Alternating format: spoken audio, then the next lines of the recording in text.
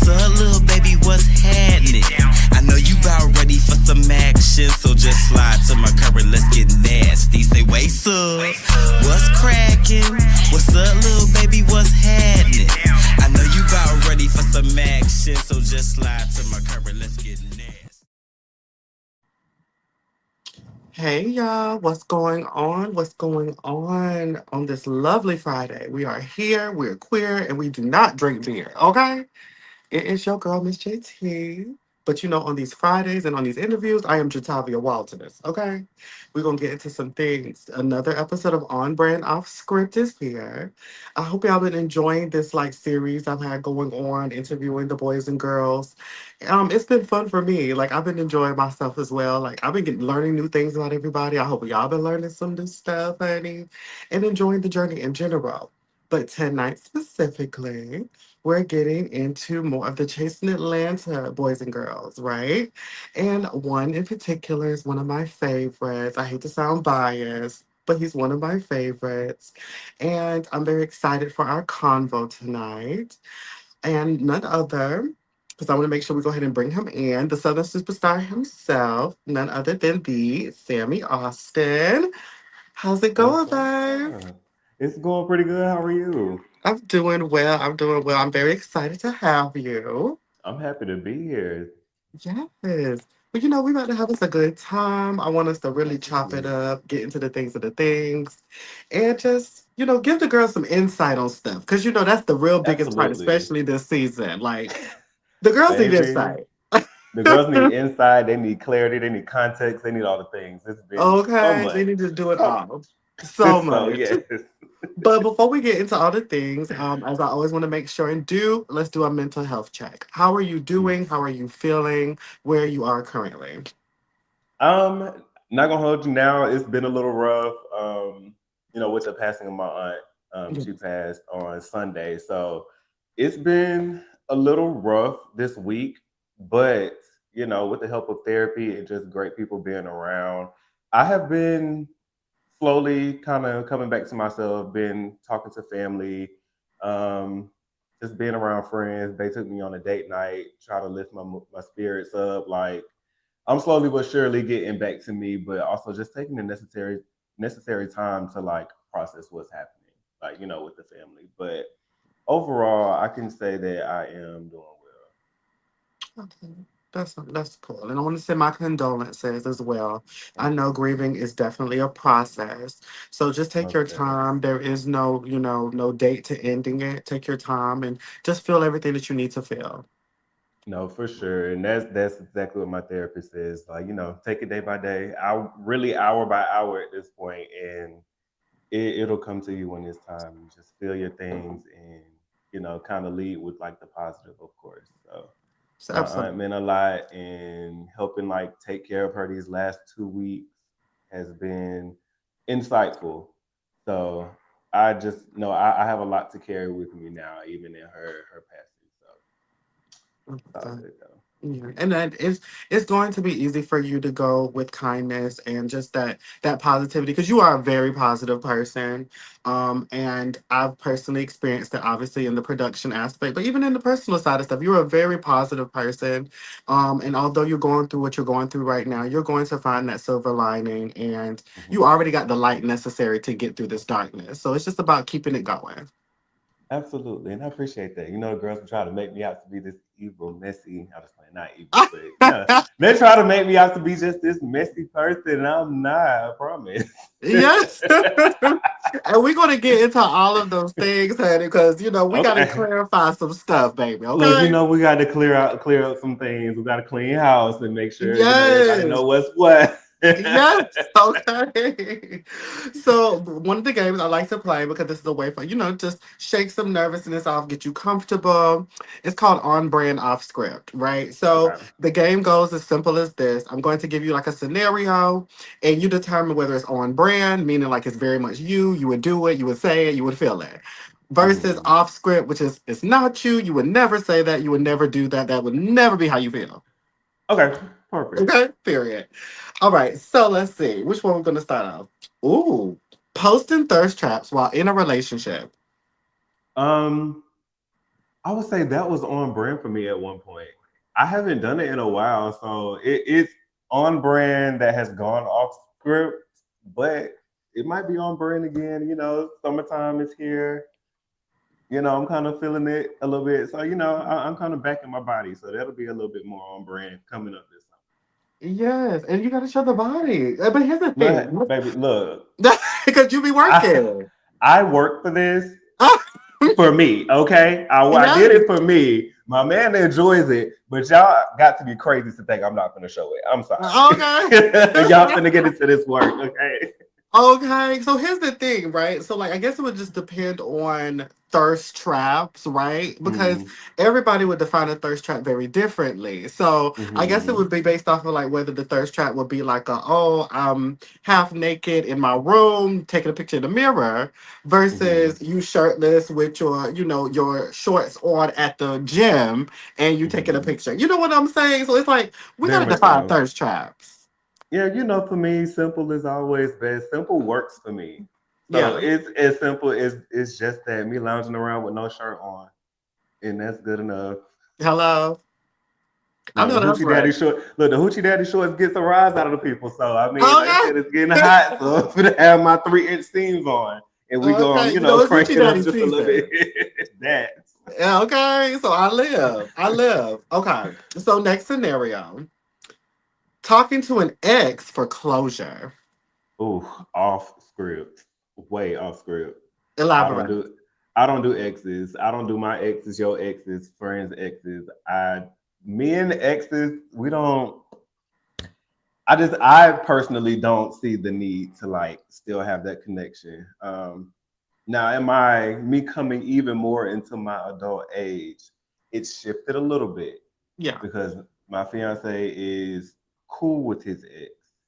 Me and said ex had an issue way, way back, and I had to kind of like get some straightening. Like, all right, now, you know, I'm trying to let y'all have this, but you're not gonna do too much. And he has been actually like very sweet to me since I think he had some growing up to do, and he did that. And even now, like he's been to our home, he's brought me flowers, like for a housewarming. No, he brought me a bottle for the housewarming gift. He brought flowers when my grandmother passed a couple years ago. So it's like he has been very sweet now, but he is really the only exception. I still don't do exes. I don't talk to any of my exes. My ex follows my fiance. They follow each other. I'm like, y'all have that over there and have fun, but I want no part. Oh, period. So you don't believe in the whole like closure thing. Nah, not when you did wrong. I can see if I was the problematic one and I did something wrong, then I feel like just out of respect, and again, me being a grown adult, I could give you that. But if you were the one that was doing wrong, then I mean, I don't need it. I moved on already. Like once I'm done, I'm checked out. I need nothing else from you. So, Period. it's so Okay. funny. We actually saw my ex, the same ex that follows him like years and years ago. And we Really? saw, yeah, we saw him, and I kept walking, and he tried to talk to me, like tried to like say hello, and I hit it Oh, past him like he was so non-existent, I'm and my screaming. fiance was just like confused because he had never like met him, but he Yeah. knew about him, and like he talked to him. He was like, "Oh my god, I'm so sorry. That was kind of rude." And then when he told me like was like, "Oh, he was trying to talk to you," I was like, "Yeah, I know. I don't have anything to say."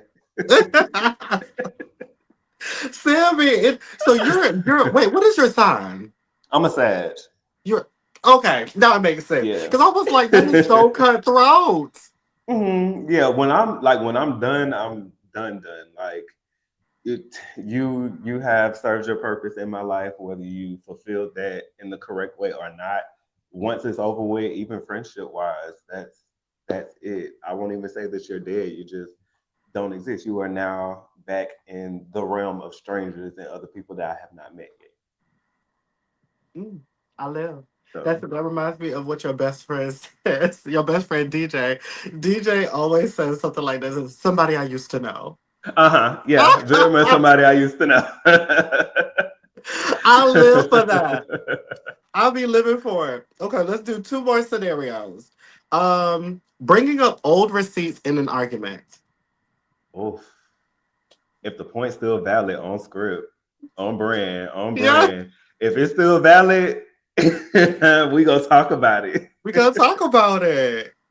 Yeah, let's dig on in because we gotta break down like what's happening because something ain't clicked. If there's no change in behavior and we're like in repeat cycles, let me like bring this back up and like actually sit it in your face and let's talk about it. So that way you Really. can understand. So yeah. I love to Truly. keep me a good old receipt. Listen, baby, I love a good receipt. I love a good Carfax. Hello. Shout out to the Carfax. Shout out Shout to out to the Tramel. Carfax. I still got his Carfax in my back seat. I live for that Carfax. It was everything. That was too funny to me. It was so funny. I live. Okay, let me see. Which one is another good one? Oh, reality TV friendships. Genuine or strategic? Oh, that one's tricky, but I feel like you can always tell who's like genuinely friend, like being a friend. So I would say that's on brand. I think as you see, I was pretty much cool with everybody, and that's just me and my nature. So for me, it's always genuine. It's always on brand. I just try to bring like a different narrative because with the community, our community is always highlighted of having that mean girl, mean gay aesthetic, and people like think that's cute. And again, I'm just at the age where it's like you can get far with being a decent human being. Like, don't be naive now, because I mean there are some people who are just out to like use you and things, but you can be a decent human being and still be looked at and highly regarded just as much as that quote unquote mean girl thing that people for some reason love. So Yeah, period. I love that. Well, I'm gonna give you one more actually because I think this was cute too. mm. Telling your fiance all the tea. Oh damn. On brand. On brand, baby. He's getting it all. He's getting the earful, baby. But shit. If you truly don't want nobody to know, and I will say sometimes I do keep some things to myself depending on what it is. But Yeah, if it's just like in passing and you don't want a certain group of people to know or like a yeah. specific person to know, that's all I need. If I can tell somebody, it's gonna be him because I know one, he gonna keep his mouth shut. He don't like getting involved in stuff. But baby, when I tell you the pillows be talking, if y'all ever got my pillow on the interview, oh, the tell all book will be stellar. I am telling you that. And my I pillow has heard live. some things. I live. I'm screaming. Well, I live for a good pillow talking session, honey. If you can't talk to your Mhm. man, then who can you talk to? Hello, which I'm gonna talk to my man, and we're gonna get down to the things. But then also, it's like it helps me. Because again, as you see, I found myself in the middle of things, but it helps me like be able to navigate certain people and their dynamics and how they communicate with each other. So talking about it with him, he can give me insight that is different from the person who may have told me. So when I do feel like I need to kind of like step in and try to mediate, I can come in with a different mindset. So sometimes it's helpful. Sometimes it's just like, oh, this tea is just too good. I can't like not tell nobody, so I gotta tell Yes. him. But for the most part, like I said, I'm the type of friend that typically everybody trusts, and they're coming to me with like some things that they want to like work through. They just don't know how. So Period. I love that. Well, we're going to have some more on brand off script questions later in the interview because those are fun. okay, yeah, those are fun. Those are cute. Yeah, they're really cute. So, but we're going to go ahead and get into you. So, we're going to start off with obviously your origin story, right? So, Mm. outside of who people know Samii Austin to be, um, kind of fill in the blanks on what people may not know about you, just to kind Mm. of bring it all into full circle. Well, in the words of the late great Jackie O, it started off in junior high school with poetry. No titties, so the niggas didn't notice me. No, I'm kidding. But but no, it actually did start like back in junior high. I was really big on poetry. I used to write a lot, and it just clicked one day to start writing to music because music was also a big part of my life. My dad was a big music head. I was also in the band, so music was a very prominent thing in my life. So I just was like, you know what? Let me just like start writing poetry to music. Or I was listening to music and trying to take on the emotion of that song, and I would write poetry from that. And then I was like, okay, let's try it in reverse and let me actually try writing to the music. And it, for somebody that's in middle school, it was kind of cute. So I was kind of gagged. I was like, oh, let me share this with my homeboys. And, that was back in the era of Soldier Boy, the Crank That movement. Everybody was a group. There was always a dance group, always a new little Yes. rap group. So once I did that, it was like, okay, now we got to start a little group. So we actually had started a group called the Center Floor Boys because we all used to dance. And I was like, you know what? I'll be the rapper. I'll write y'all stuff because, I got this. And then we Yes. could do like all the choreo together. And that was like very short lived. I think we did like one talent show. And after that, it just became like a click thing where it's just like these my boys, and at the end of the day, we got a name for ourselves, so that's it. And after that, I kind of like put it down, and I just held on to like just music as a whole. I saw in Dario's question, so I was in the band, so I was doing all things percussion. I played every drum, like damn near known to man. Then when I graduated high school, I went to FAMU, Florida A&M University. The Yes. highest of Seven Hills, the greatest institution ever. But yeah, I went to FAMU, played cymbals, and cymbal players were basically like the baby drum majors, and that was again a way for me to kind of keep the essence of dance and really fall into the whole band thing as well. So that was cool, and it just had like dawned on me. I started like revisiting things that I love, and I was like, I still have this itch that I have not fully scratched of like writing music. So I just got back to filling up composition notebooks of like little freestyles and stuff. And then as I got older, I would randomly start dropping little freestyle videos on Instagram, like back when Instagram was like new. And people were like living for it. And from there, again, it was just on again, off again. Met DJ, we worked together, and in our conversation she was like, oh yeah, I'm a singer, and I was like, oh dope. So like I was like getting into the fact that I was like, okay, he sings like one, the bitch can actually like Sing. fucking blow. And Yes. then I was like, oh, like you in the studio for real. Like you got, I think he had like 2 or 3 albums out already when we met. And I was like, oh, like you doing the things. So I was like, okay, cool. And again, we're building a friendship. He tells me about this nobody that he was dealing with at the time. And then he sends me a song that he was writing, or that he basically Taylor Swifted this nigga. And I was just like, oh, this is real cute. And because like I knew the T, I ended up writing a verse just playfully, not even on like no, I like actually want to do this. I playfully wrote a verse in like 20 minutes, and I sent it to him, and he was like, so I love this. We're going to the studio next week. We're gonna make this a thing. So that was the birth of Fuck Nigga, part one. Okay. And just going through that whole journey alone, like going to a real studio, sitting with the engineer, like being in a booth, like shaking the nerves, because that was like my first time actually being in the booth. So like getting that experience, shooting a visual for it, like that was my first time. I was like, damn, like this is cool. Like I was so nervous because again, it's like you see people do it, and then you're just like, oh, I want to do that. And then when you're doing it, you're like, oh shit, like this is actually like happening. And then on the other side, it's like this is how this works. Like you're really figuring it out as you go.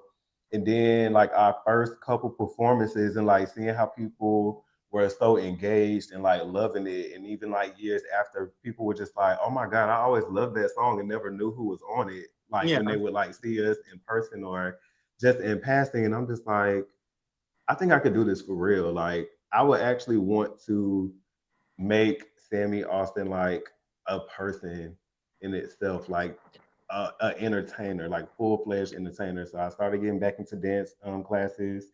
Started really writing, just doing more freestyles and like actually going to the studio to record. And next thing you know, the songs just started coming and the performances started happening. Then I got my first Pride booking, and then it really just took on a life of its own. And here I am now on Chasing Reality. I Never love would have that. thought it happened. Mind you, I watched from like season one. So I was like, oh, this would be cute for me because I always felt like, oh, I need my own show. I need to be on the show. So the fact that this kind of feels like a full circle moment. So it was really, really dope. A really good experience.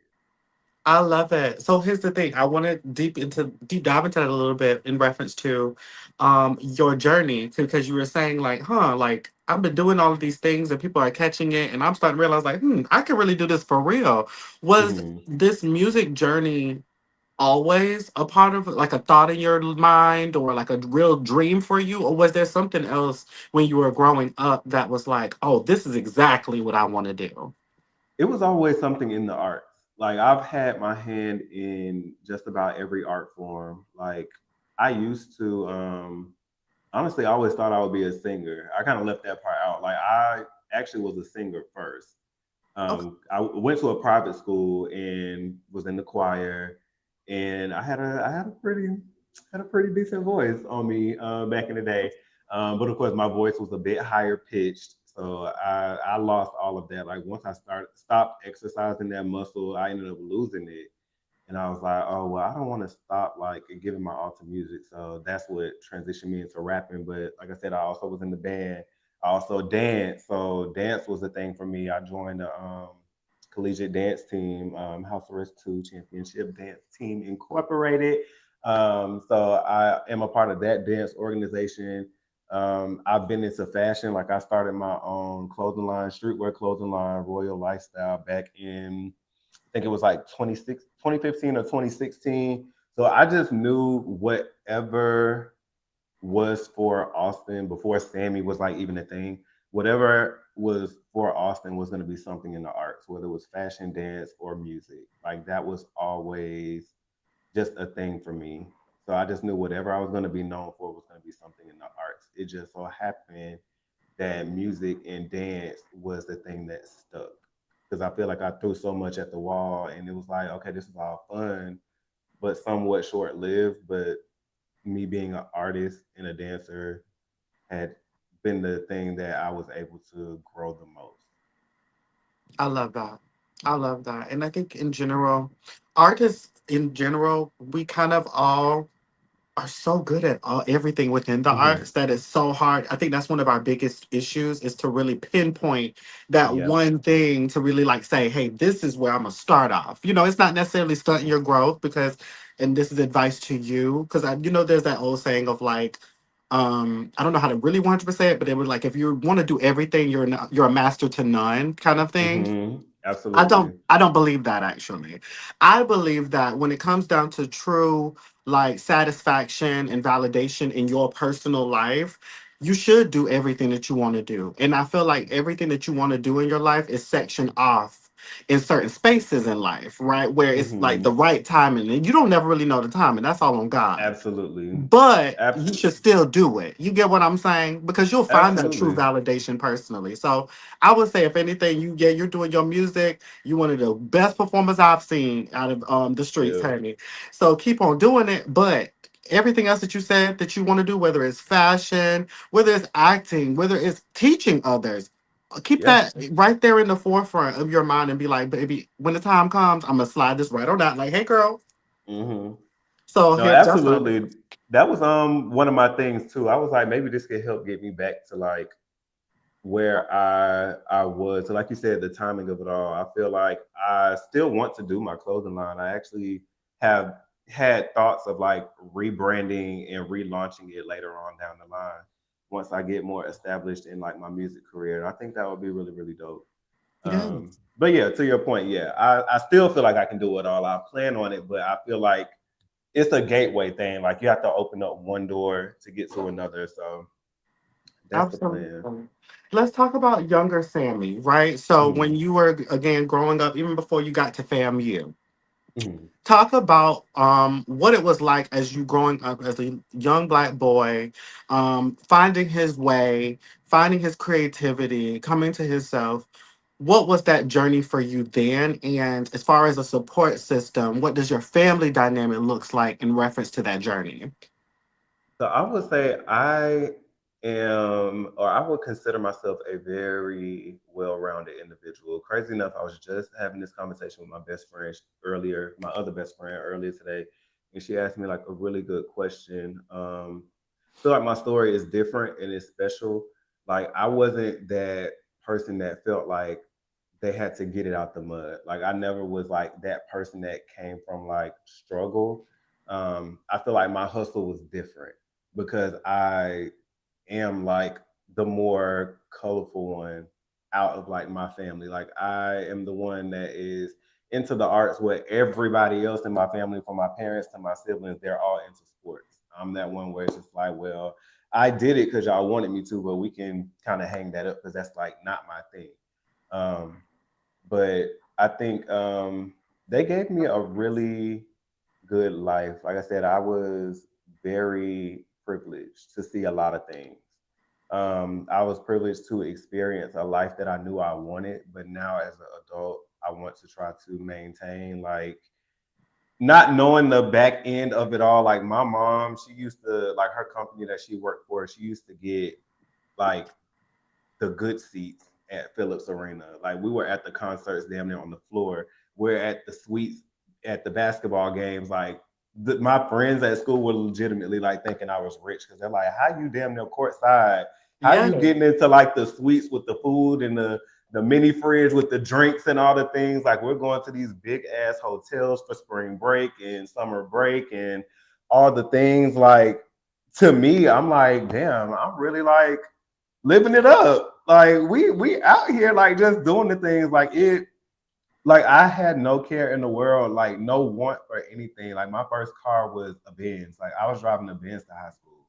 I Like know that's right. I had the things. So it's like I was privileged to have them, but stepping in into my own, now it's like, okay, starting over, how do I work to get them myself? Yeah. Because while I'm very, very grateful and happy that my parents were able to provide that lifestyle, now I'm trying to figure out how does Austin or how does Sammy get that on his own and get it the right way? Because people tend to like sell themselves out to like get it and get it quickly. Like I want to get it the right way, maintain it, and then be able to like open up doors for other people to get it as well. Because it shouldn't seem as hard to like live the life that you want. Hmm. So it's like I feel like I'm a vessel for people to like see that you can have it all, you can do it all. Like if you really want it and you work for it, like you can have it. So that's always like been my thing. As far as like my dynamic with the family, we are very tight knit. But like I said, and like I've said on the show, like I do feel like a little bit of the oddball. Well, I am pretty much the oddball. Everybody is very much so like structured, very presidential, very like damn near uppity. Like it's crazy. It's so funny. Like you know what Marietta is like. They live in Marietta, like East Cobb, so they are very much so prim and proper. And Yeah. I'm gonna napkin over the lap, and Yeah. I mean, I can be that. I mean, as you can see, when we were in Miami, like I can be that. Trust me, I can put that hat on, and I like Yeah. wearing that hat. But I am no stranger to having me a good old ratchet time. Like I like to let my hair down and not care. I like to not be the person in the room that's like falling in line. Like I want to be outside the box, but in the right way. Like I'm going to be me authentically all the time. Mm. And sometimes that kind of causes us to butt heads, especially with like my mom, because she is very like, you got to do it this way. She still has like that old school state of mind. Like she's like, you got to do it this way. You got to climb the corporate ladder. Like you got to do this. You got to do that. And I'm like, girl, I love you, and I trust what you're saying because like as my parent and as like a elder, well not an elder because she's not old, but like somebody that is older and has experienced life, you do know what you're talking about, but at the same time, the way that millennials have come up, things are different. Things are not the same. So the way I try to lay out the breadcrumbs for my siblings who are younger than me, both of them are younger than me, I try to let them know that it's okay to color outside that line a Yeah. little bit without doing too much. But like color outside that line a little bit, it's okay. And she's very much so no, stay in this line. Like you need to stay right here. If you cross that line, baby, it's over. And Yeah. I'm like, letting them know. Like I'm pretty much again like the example. Like I have climbed, well, still climbing the corporate ladder and doing very well. And then I'm still out here also doing my art and things. And like those two things can exist at the same time. Yeah. So I still feel like I'm a sounding board for everything. I am the I am the experiment of the family because I'm gonna do it all. I'm gonna test the waters. I'm gonna risk some things, even if that means my mama not gonna agree, and we probably not gonna talk because she gonna have an attitude, and I'm gonna be like, girl, I don't care. I want to do it. Yeah. I'm Okay. gonna I'm gonna figure it out on my own. I love you. I respect you. I hear you, but I would feel safer coming back being like, you know what, you was right, and then I feel even better when I can come back and be like, I hear what you were saying. That might have worked for you, but for me, this is how it's going, and it's great. Yeah. So, I love it. Well, as a fellow black sheep oddball of the family, I'll have to say, like, you do exactly what you're supposed to do, which is just be you. Like you said, like, you can't be nobody else but yourself. And I think that's just a part of your journey. Like, you're meant to stand out, even in mhm, your family, you're meant to stand out. So kudos to you for just staying true to yourself, honey. And I mean, and just to also put into the whole, like, traditional mothers and fathers of it all, their intention isn't always to, like, stunt mhm. you. It's just always about safety. Absolutely. And she said that I'm more closer to my mom than my dad. Like, of course, I'm a mama's boy. My sisters, those are the daddy's girls. But me and my mom, we talk a lot more. And even now, it's like she kind of apologizes for stuff. She's just like, I don't know why I was so hard on you by XYZ. But, that's like a thing of the past. Like, she can literally apologize and like we move on. And to me, I'm just like, I know your intentions were pure. Like you're being a parent, mind you. I'm the first child and the only boy, so you're figuring it out just like me. I'm just the one that got to answer for it. I have to like the things that I do. I have to be the one that like actually deals with the consequences or the reaction of what I put out. So for me, it's obviously like I'm gonna want to see that differently than you. But I know that her intentions were pure. So to me, I'm not thinking like you don't have to apologize, but I think she's starting to understand that there was a lot of pressure that she did put on me and even some my siblings sometimes Yeah. about just a way to go through life. And because life has changed so much over the years, it's like she sheltered us a lot. So life has like really been about experiencing things on our own and then just applying what sticks and what we've learned from it. I feel that. Period. I love it. I love it. And that's just all about life. It's journey. It's a journey. Hmm. It's the journey. It's the journey. Okay. What's one life lesson younger Sammy would be shocked you finally learned? um, I think to kind of go back to what I was saying before, being you works for you. Trying to be like somebody else seems to be like a deviation from the plan. Like I think these really, really big dreams. I've always like dreamt big and tried to achieve them, even if there was a letdown along the way. But sometimes that looks like you looking up to somebody and you like try to copy that rather than it being an inspiration type thing. And I think at one point in life that imitation thing, it wasn't working. Like I found myself kind of going against the grain. I was like, why is this so rough? Like why is this so hard? Yeah. But once I scaled back, not on my dream, but what I was putting into it, the way I executed, and the way like it felt more me, it made more sense.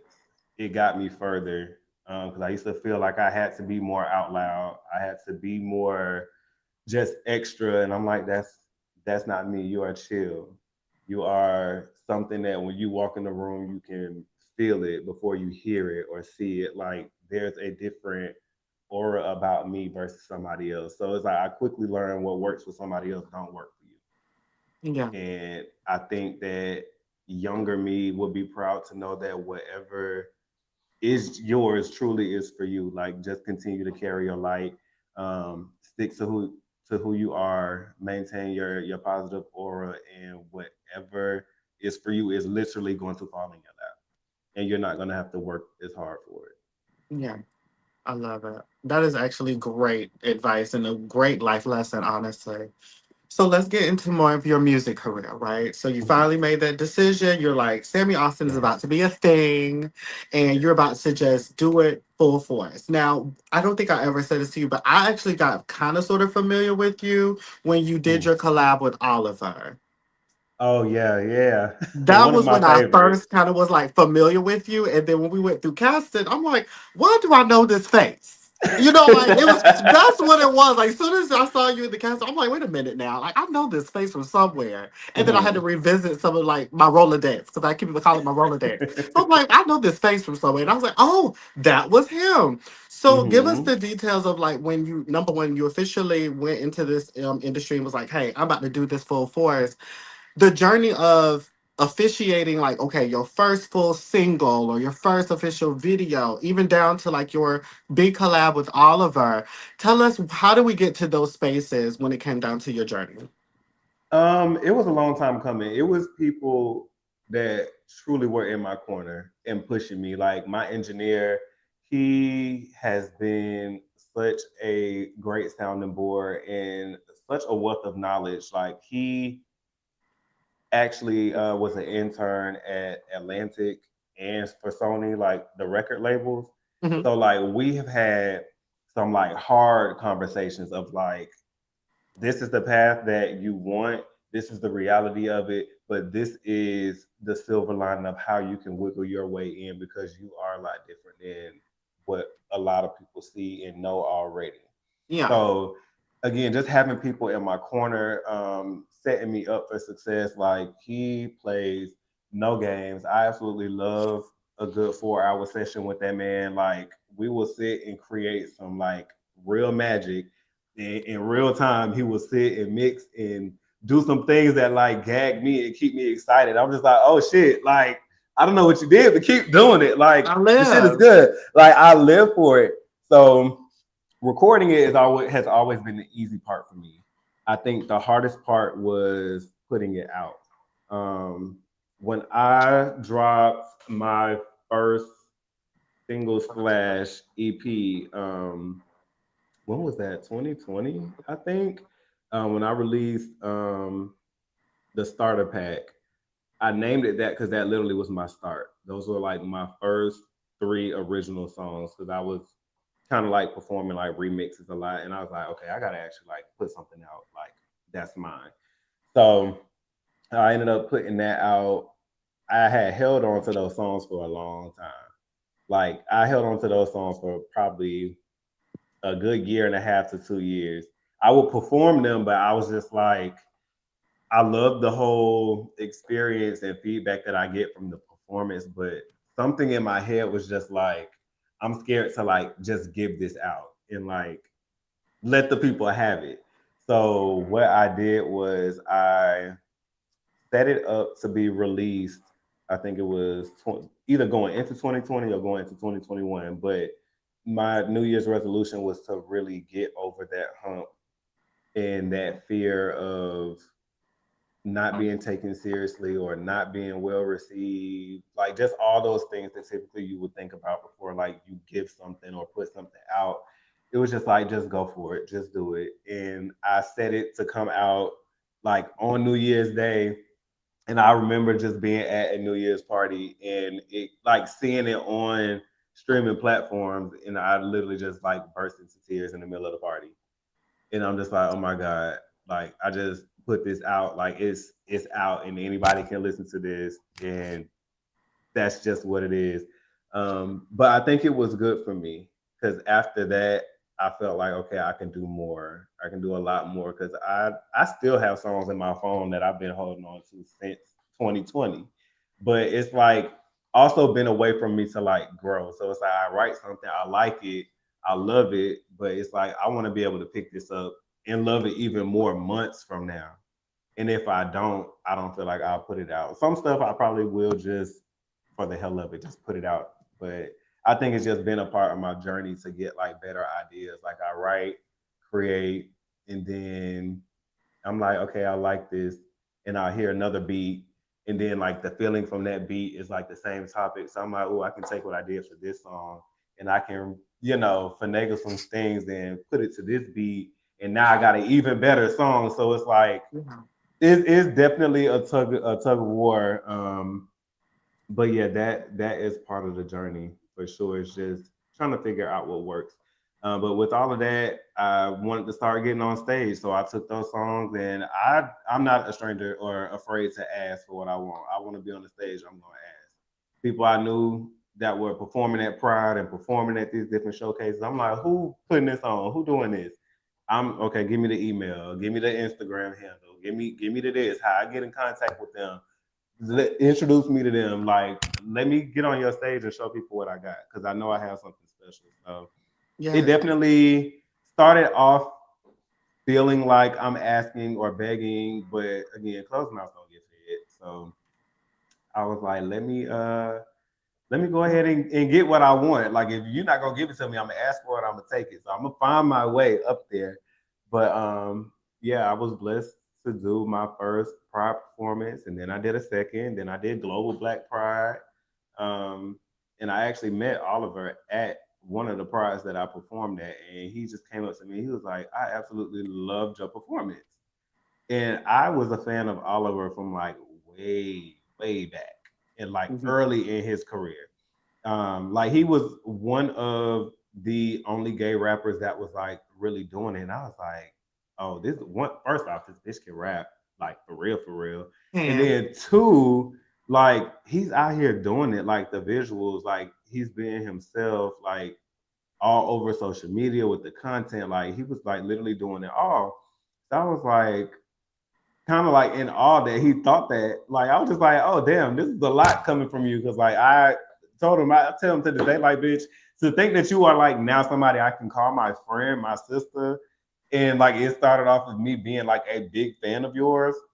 It's like crazy. So we talked and we ended up linking with two other people that also performed or either were just there. And in our conversation, we found out that we all were from Florida. And I was like, oh, perfect. And then we all were at the time Barb. So like heavy Nicki Minaj fans. And then when she dropped the Super Freaky Girl, and I think she did like a challenge around that time or something, or people were just yes. hopping on the beat. And he hit us and was like, I have this iconic idea. So we're gonna get in this booth and we're gonna do this. We're gonna do this very ladies' night style, and then we're gonna do a visual and we're gonna do the things, and it turned into something like to me in my eyes like huge. Like I still have people being like, "Oh my god, I didn't even realize that was you on that video," and I was like, "Yeah, this was something special, and it definitely bonded us all for life." And I'm like so appreciative to Oliver for even like wanting to include me and work with me, but even maintaining a relationship after that has been great. And he's spoken so much life into me, even with joining the Chasing Reality in a web series world. Because I know there was a whole thing with him in the platform, but he was super supportive with me joining. Like he was so happy. Like once he found out that I was filming. So again, just having those people that are in your corner that really want to see you win because you have something special, like that helps you believe in yourself a little bit more. So just having the right people around me helped build my self confidence as well. Absolutely. And shout out to Oliver. Because again, like you said, some Yes. people didn't know. I knew because I have like a photographic memory when it comes on the faces. So I was just like, I know this man. I know him. And I had to revisit it. Yeah. And as you said, it was to me, I also thought that that collab was very iconic. I felt like all of y'all ate down. Like it was so tea. So tea. But I want us to get into the minutia of this industry stuff, right? Because I want to Hmm. unpack some things in reference to how some moving parts be, moving, right? Because Mm-hmm. Noel, Tremel, Carl, Ken, all of you who are artists on this season of Chasing Atlanta spoke a little bit about it at the reunion. And y'all were just talking about how the industry can sometimes not really treat you fairly or Mm-hmm. don't give you the credit or value that you deserve. Um, and also, I think it's a combination of the lack of value from the people who run these businesses and shows, but then I also feel like there is the people who may not take the music industry and creating music as serious as maybe you or others, right? Because as you Mm-hmm. said, it's a process. And I kind of want you to unpack that process too, because a lot of people think that making music is just as simple as going into a booth, writing a couple words, and then record it. No, it's a lot of moving parts. So kind Mm-hmm. of like unpack the journey of a true artist in this music industry, whether you're being treated fairly or not, your process in which you're making music, how important it is to really take your time, all of those Mm-hmm. things. Yeah, it is a lot. I'll speak on just how the industry is first, and then I kind of go into like my process. Um, I think Carl was like spot on. Believe it or not, yes, I'm gonna agree with him. Um, but no, Carl was like spot on. Like some of these people, and it's no slighting them, like, but like the OnlyFans people, the girls who be half naked on social media all the time that just wake up one day and like, oh, I want to rap.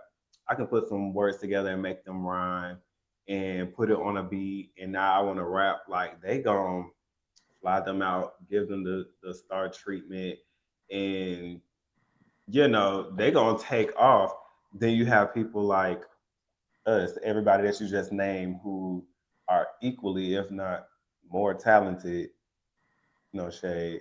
Um, that's like really doing it for the love of Mhm. the art, the love of the craft, and they're actually like pushing themselves and elevating like day by day, year by year. Like nothing is the same. You see growth all the time, but it's like y'all kind of like either pay us dust or y'all get us on the ticket, and it's just like, okay, well, we got y'all in the room.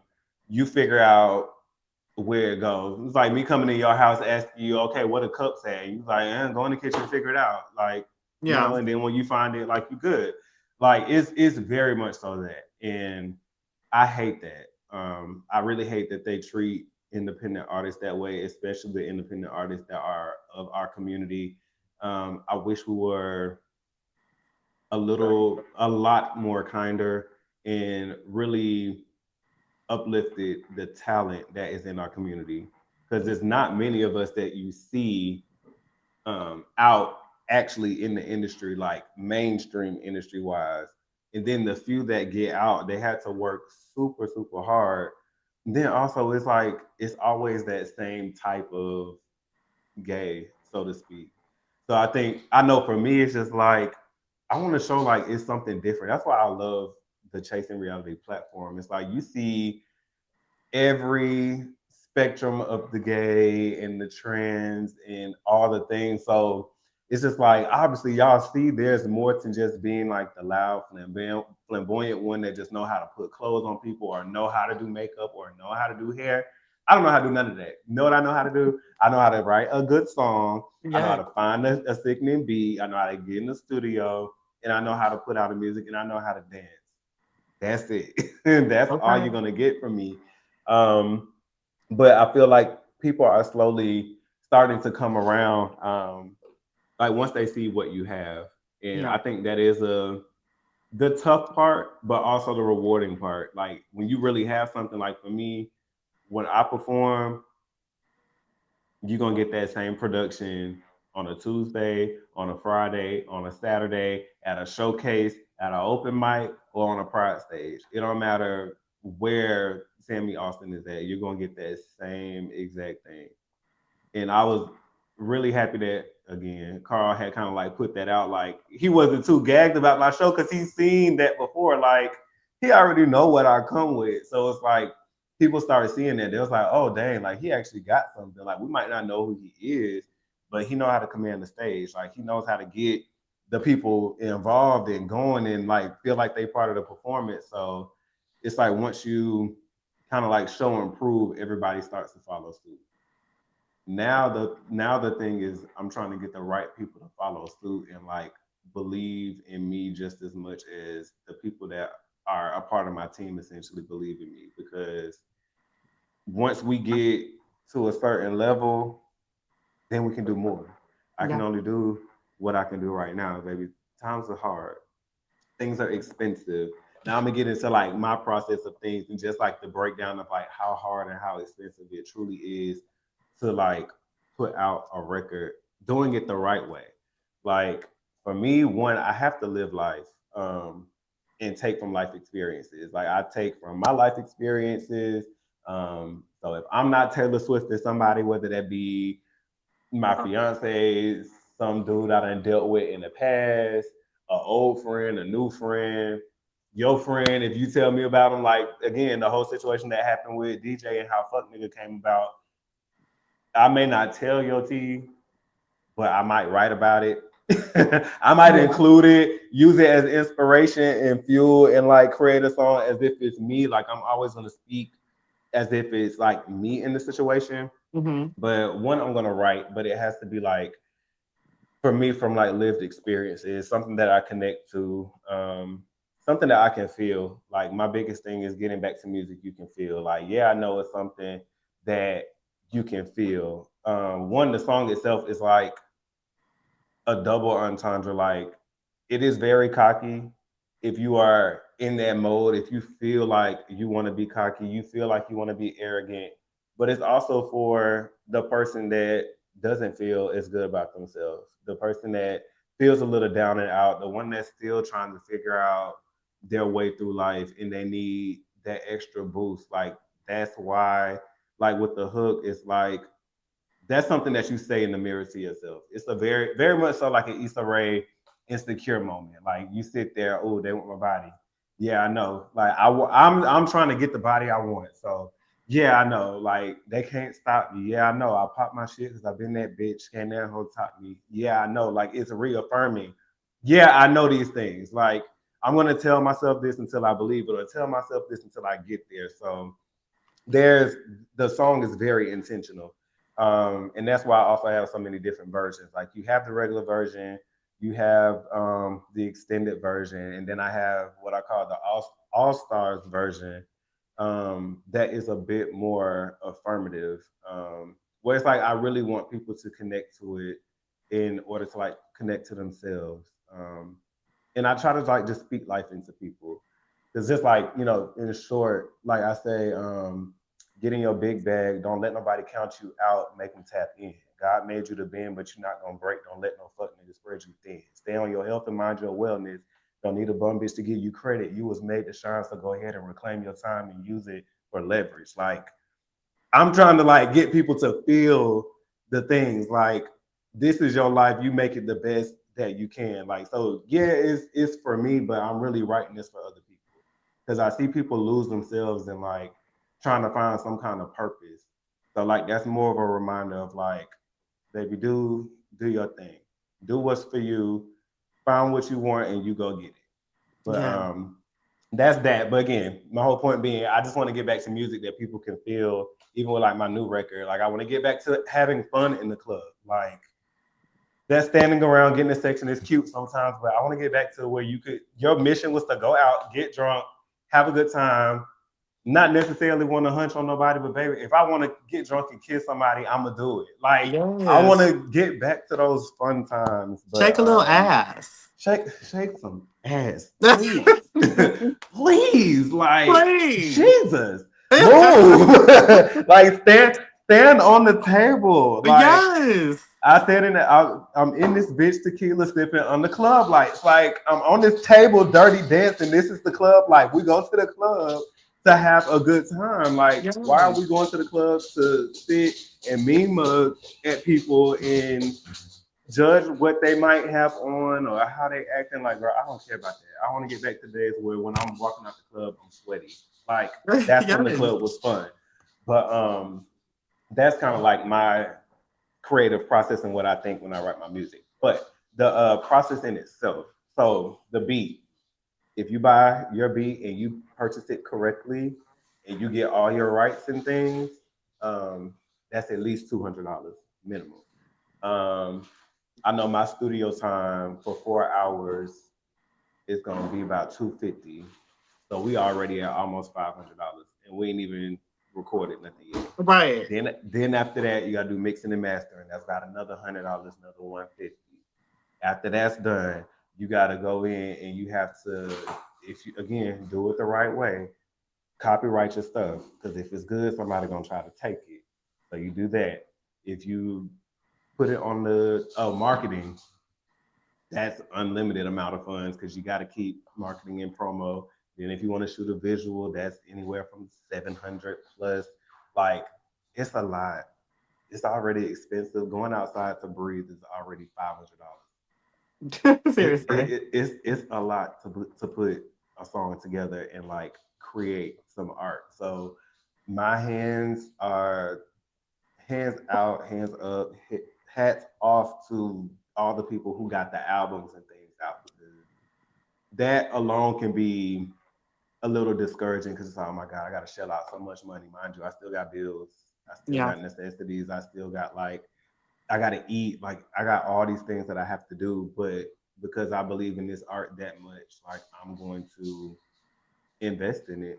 So that is pretty much like what it looks like. But yeah, my process is really just to find something I can feel. Like if I can't feel it, 9 times out of 10 I can't write to it. I mean I can because I can write for real. I can rap for real.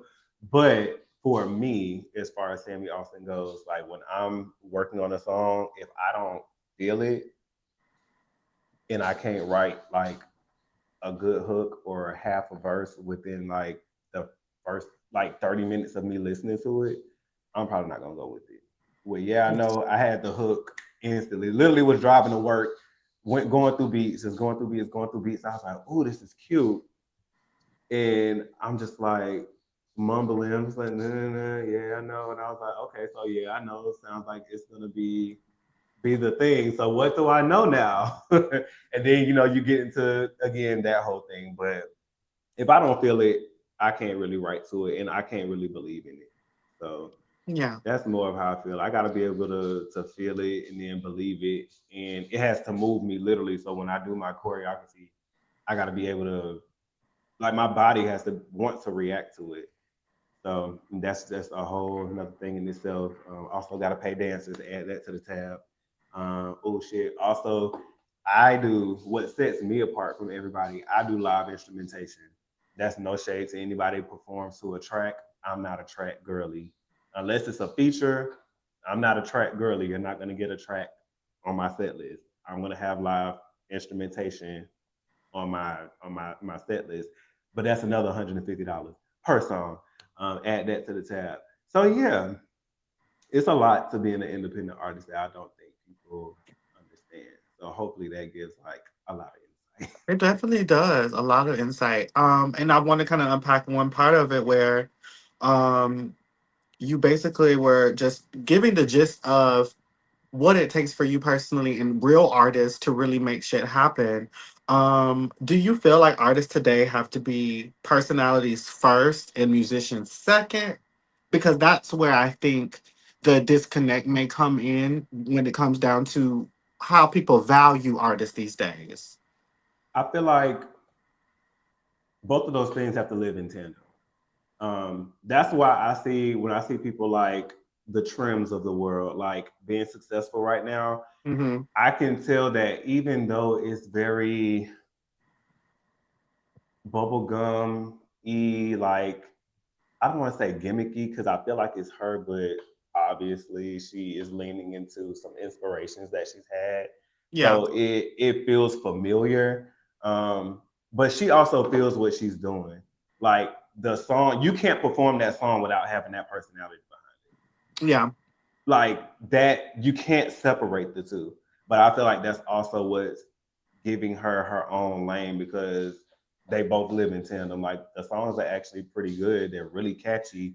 Yeah. But she also seems to have like a really good, like bubbly personality. So it just fits. Like it's literally perfect for her. So I feel like, yeah, you gotta lean into both. Or have a sense of both. Like let people see both. So it's like, okay, I see you got a good personality. Now I want to hear what you're talking about. Or I hear what you're talking about, but I want to see how you are in real life. You know? Yeah. So it's like both of them are very much so married, very much so together. I'm glad that the industry is kind of starting to get away, at least when it comes to females. Like, I love female rappers. I am a female rap connoisseur. I love them all. But I love seeing them get away from the ones that just have a certain aesthetic. Yeah. Like I love the JTs, I love the Doechis, I love the Dojas because they are gonna be Yes. weird as fuck, but those are some of the best artists. Well, I would say performance wise, Doja and Doechii.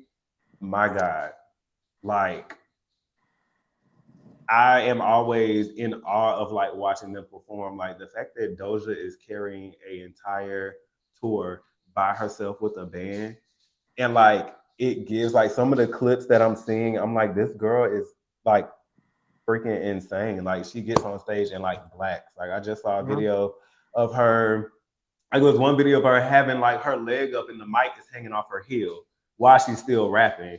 Then there's like another where she literally has like she's wrapping the mic around her neck, and then for her to unwrap it, she's like throwing her hair around and she catches it and goes into a pose. I'm like, girl, like who are you? Like what are you? But like that's the kind of stuff that I'm like talking about because it's Yeah. her and she's not afraid to be her. It's weird as fuck, but it's like only she could do that. Yeah. Like for me, like I'm in a lane of my own, so it's like you don't really see a lot of rappers that dance. Like that already sets me apart. Then having the live instrumentation that sets me apart. So it's like just me as an artist and how I carry myself is completely different. So I'm on a lane of my own. So it's people like that that just kind of keep me pushing, and it's like it's okay to be weird. Like it's okay to do something that's like out the box and just like go Yeah. for it. So it's like I just live like I love it. Yeah, the eccentricness of it all, like that's where the real interest comes in. Because, like, Mm-hmm. going back into what you said about Doja, like Doja is an icon. Like Mm, mm, when she dropped "Say So," but then dropped all these different renditions of "Say So." bro, yes, Who does like this? And I mean, from different genres, like different timelines. literally, It was literally. everything. I'm like, that just shows like the talent when it comes down to it. And you were just saying too, like having people like Doja Cat, Doechii, inspirations of eccentric black figures who can just be themselves and express their creativity in so many different ways is definitely a huge part in, like, you building your own identity. So when it comes down to you standing in the Samii Austin music identity, has there ever been like a time in your process, like where people kind of, whether it's people or the industry itself, try to like shrink you or make you change who you were in order to fit whatever they may have felt like you should be doing? Yeah, I would say that that was definitely a conversation of like with my engineer. Like I said, he was an intern with like some of these labels, and there have been times where he's tried to push me and like get me connected with the people that he knew over there. And one of the things that somebody said to me that stuck with me, still sticks with me, but in a different way.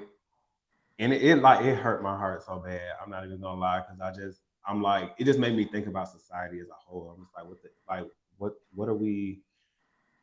I don't know. But he basically told me that typically with artists like myself, with people like myself in our community, while the music may be great, the talent may be there, they will never move forward with you because they don't know how to market you.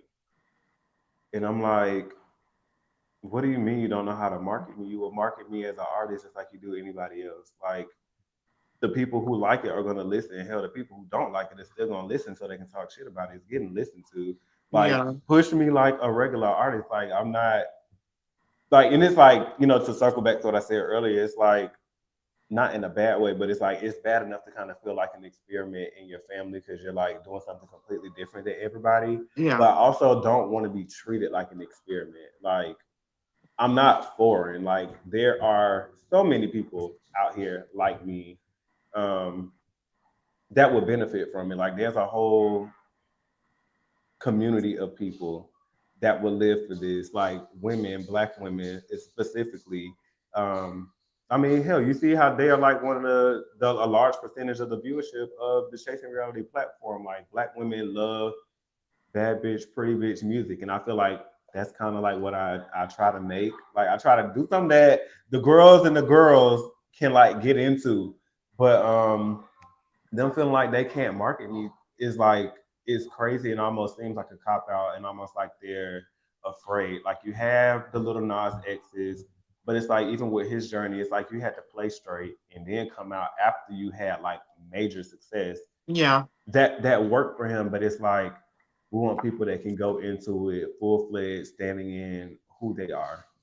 Period. Like you have the saucies, but again, it always seems to be that one kind of gay that y'all push, which is fine. Super proud of him because he's gotten a lot further than some of us and potentially could open the door for more of us. But it's like I feel like we can show that there's more to us than that. It's some of us who take our craft very seriously. It's some of us who don't rely on a gimmick to be successful. It's some of us who just authentic, authentically have talent. Like I don't understand why it's so hard and why you can't like wrap around your mind that you can market something like that. So it was definitely a big blow. Um, Definitely made me question like why am I doing this then? But my why has always been my love for music. My why has always been there. I looked up to someone like Oliver Twist, so there's somebody that's looking up to a Samii Austin at a young Yeah. age. So that has like kept me going. And again, just standing in my authenticity and finding myself like further along or further down the path than I was last year, that's good enough for me. Like we'll make it there when it's time to get there. But at this point, I'm doing it for the love of the craft, the fact that it's my way of expressing things, and again, just being a light and an inspiration for other people for their enjoyment and entertainment as a whole. So I love that. that's the part that matters to me the most. Yeah. I love that. And it's actually showing in what you do. Because it doesn't feel gimmicky. It doesn't feel like you're trying to cater to anybody. It feels is literally when it comes down to your music and just getting to know you, it definitely feels very authentic. It feels very genuine. And also your music, not only is it good, but it's actually there's a connection there where it feels as Mhm. though it's coming from you. You know what I'm saying? And Absolutely. that's where I've always loved and appreciate. So you're on your Thank track you. and I live for it, right? So, but Thank you. before, Thank of you. course, but before we move into our next segment, we're in the middle of the interview. So, whew, right? Like, how are you feeling? I feel great. This is fun. You know, I love me some you, so we could I sit love and talk. We you. could talk for hours, and I'll be just Yes. fine. I live for you too, honey. So listen, we're gonna hit some on brand off script scenarios again, Okay. just to get back on our chill spot. Hmm. So let's get into those, and then we're gonna get into your love life, honey. Because Okay. yes, we gotta get to Manic, okay? All But, right. but yeah. So let's go into some scenarios. So one of the things is let's see what we're gonna do. What is a celebrity crush that you would risk it all for? Oh. um, um, shit. Who? That's actually a good question. I haven't thought about a celebrity. I don't even know if I still have a celebrity crush. Um, no shade. I love me. I love me some Bad Bunny. Really? Oh, he is so fine too. Bad Bunny is a fine piece of man.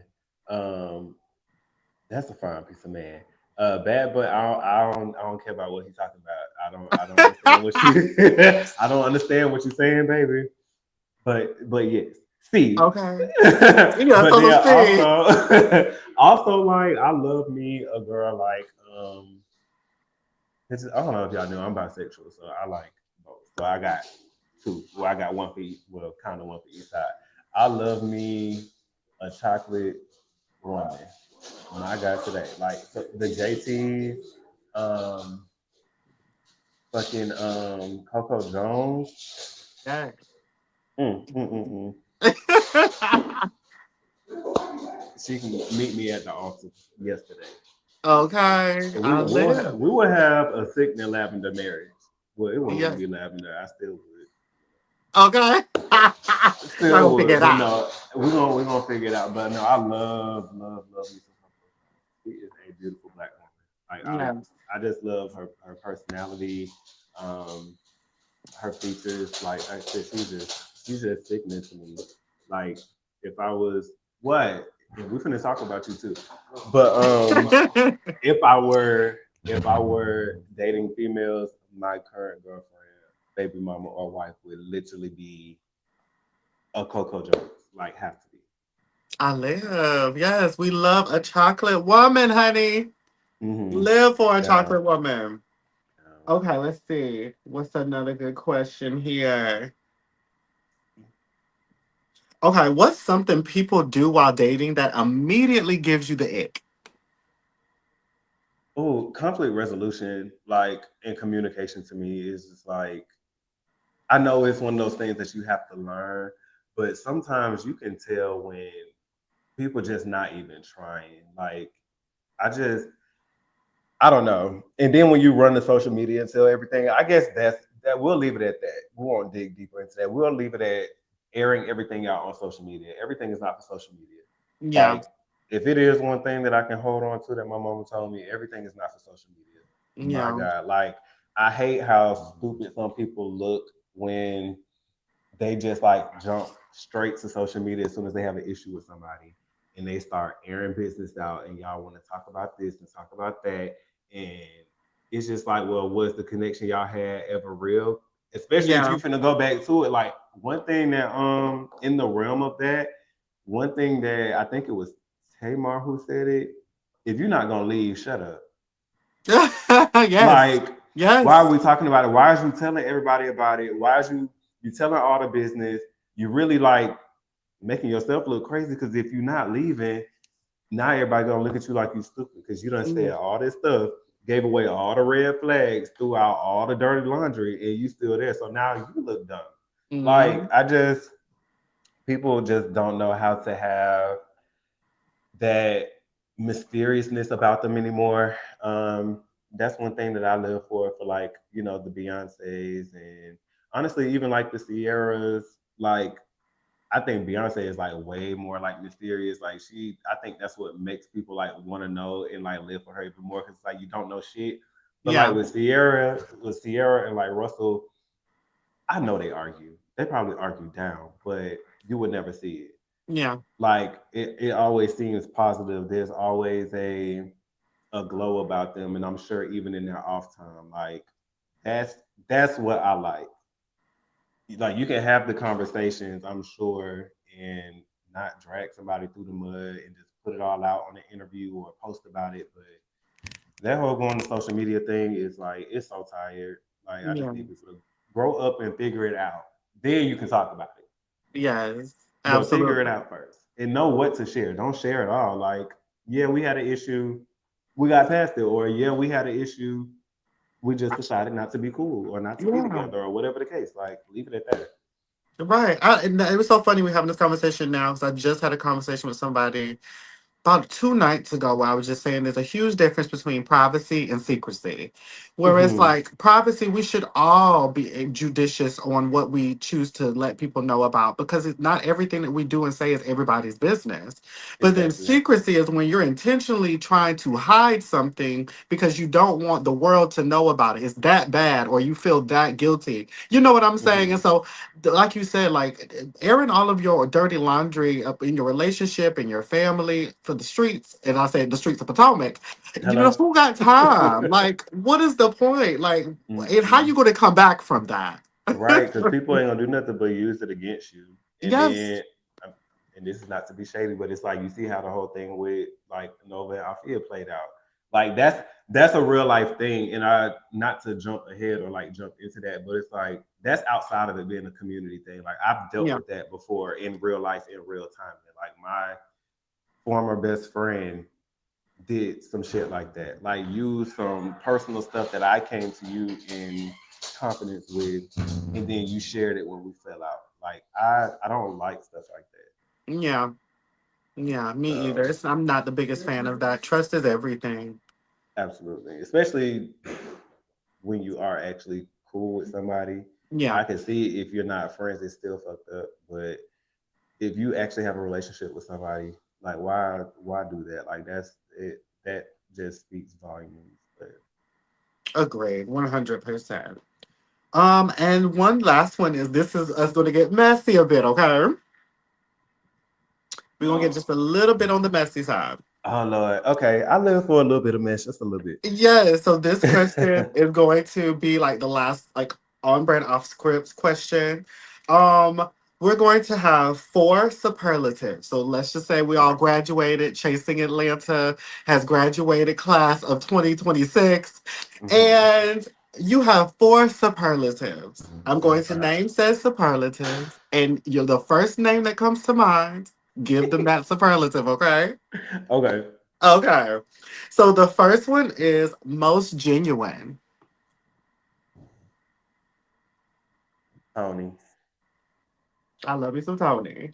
Me too. Most likely to start drama. Carl. No shade. Look, I mean, he already know what happens. It's don't get that boy no drink. Baby, we really gonna look. You want to get gassed up and amped up? Get that boy a drink, baby. It's all coming out. The day that he Baby. writes, the day that Carl writes a tell-all book, everybody should be scared. Oh, Everybody, anybody. If you have ever come within his orbit, be scared. be scared. You do not want a Carl memoir. No, oh my God, no. I can't. You do not want that. uh-uh. Next one is most misunderstood. That's a good one. Thank you, baby. Part of me wants to say that one I have to split. I'm gonna say Nova and Q. Mhm. I do. I feel like both of them are misunderstood. I watched the interview that you did with Nova last week or earlier this week, and I'm glad she had that sit down. Even with like her at the reunion, especially part 2 and part 3. Like, I'm glad people got to see the real her. Like, she is not a horrible person. Like, did she make a mistake? Could she have done things better? Absolutely. Yeah. But like, she, from what I knew and know, is like really sweet. Yeah. Same with Q. I think people judge his character more based off his crash outs than like who he is as a person. Yeah. Like, Q was actually very sweet, very loving, very genuine. Like, not that anybody needs to do anything, but like sent me the sweetest message. Like when he found out about my aunt passing, like that. Like those two people, I feel like did not have like not necessarily the best light shown on them or put on them, but the perception that you have of them, I would like die on the hill and say it's completely Mhm. I feel the same way. I 100% agree with that. They both were quite misunderstood in a lot of their things. So I 100% agree. And this last one is most messy. wrong. um, can I say Carl again? No, I'm kidding.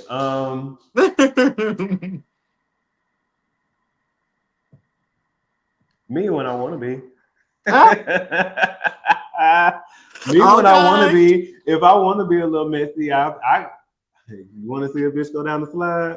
I'll show you how a I'll bitch go show you down how to the go down the slide. slide. Okay.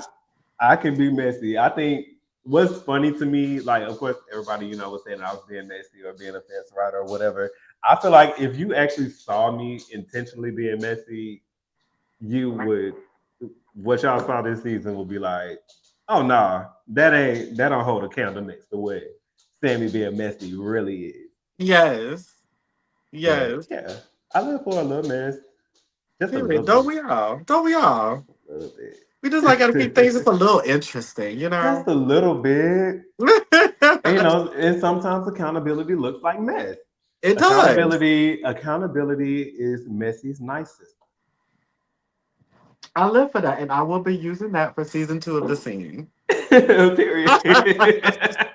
Because sometimes you gotta ask the right questions. You gotta get Exactly. clarity. And some people may Mhm. say it's messy, but baby, sometimes we gotta get to the meat and potatoes. And is it really like my fault if I just so happen to assist you walking yourself into something? Like I think I think we all are just trying to, figure some things out. And if you just so happen to walk yourself into something and I just kind of let you, Yeah. you know, no, I'm kidding. But no, seriously. I live. I, I'm here for that. But if I really, really fuck with you and I don't want you to look crazy, I would never let you just walk into some shit. But Yeah. if we have no ties, no alliances, and you just happen to walk yourself into something, I more so am just using this as character development. I want to see how you come out of it. I live. That's all.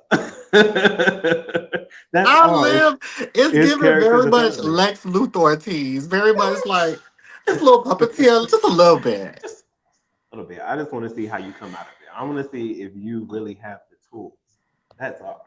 That's all period. I'm screaming. But we're gonna get into your Chasing Atlanta stuff shortly. But before we do, I want to tap into Vanek, your fiance, right? Yes. Give us the takes on how you guys met. Because y'all have been together, what, 15 years? Yeah, it'll be 15 years this year. A period. So give us the starting point, the origin of you guys' relationship. So we met when I was a freshman in college.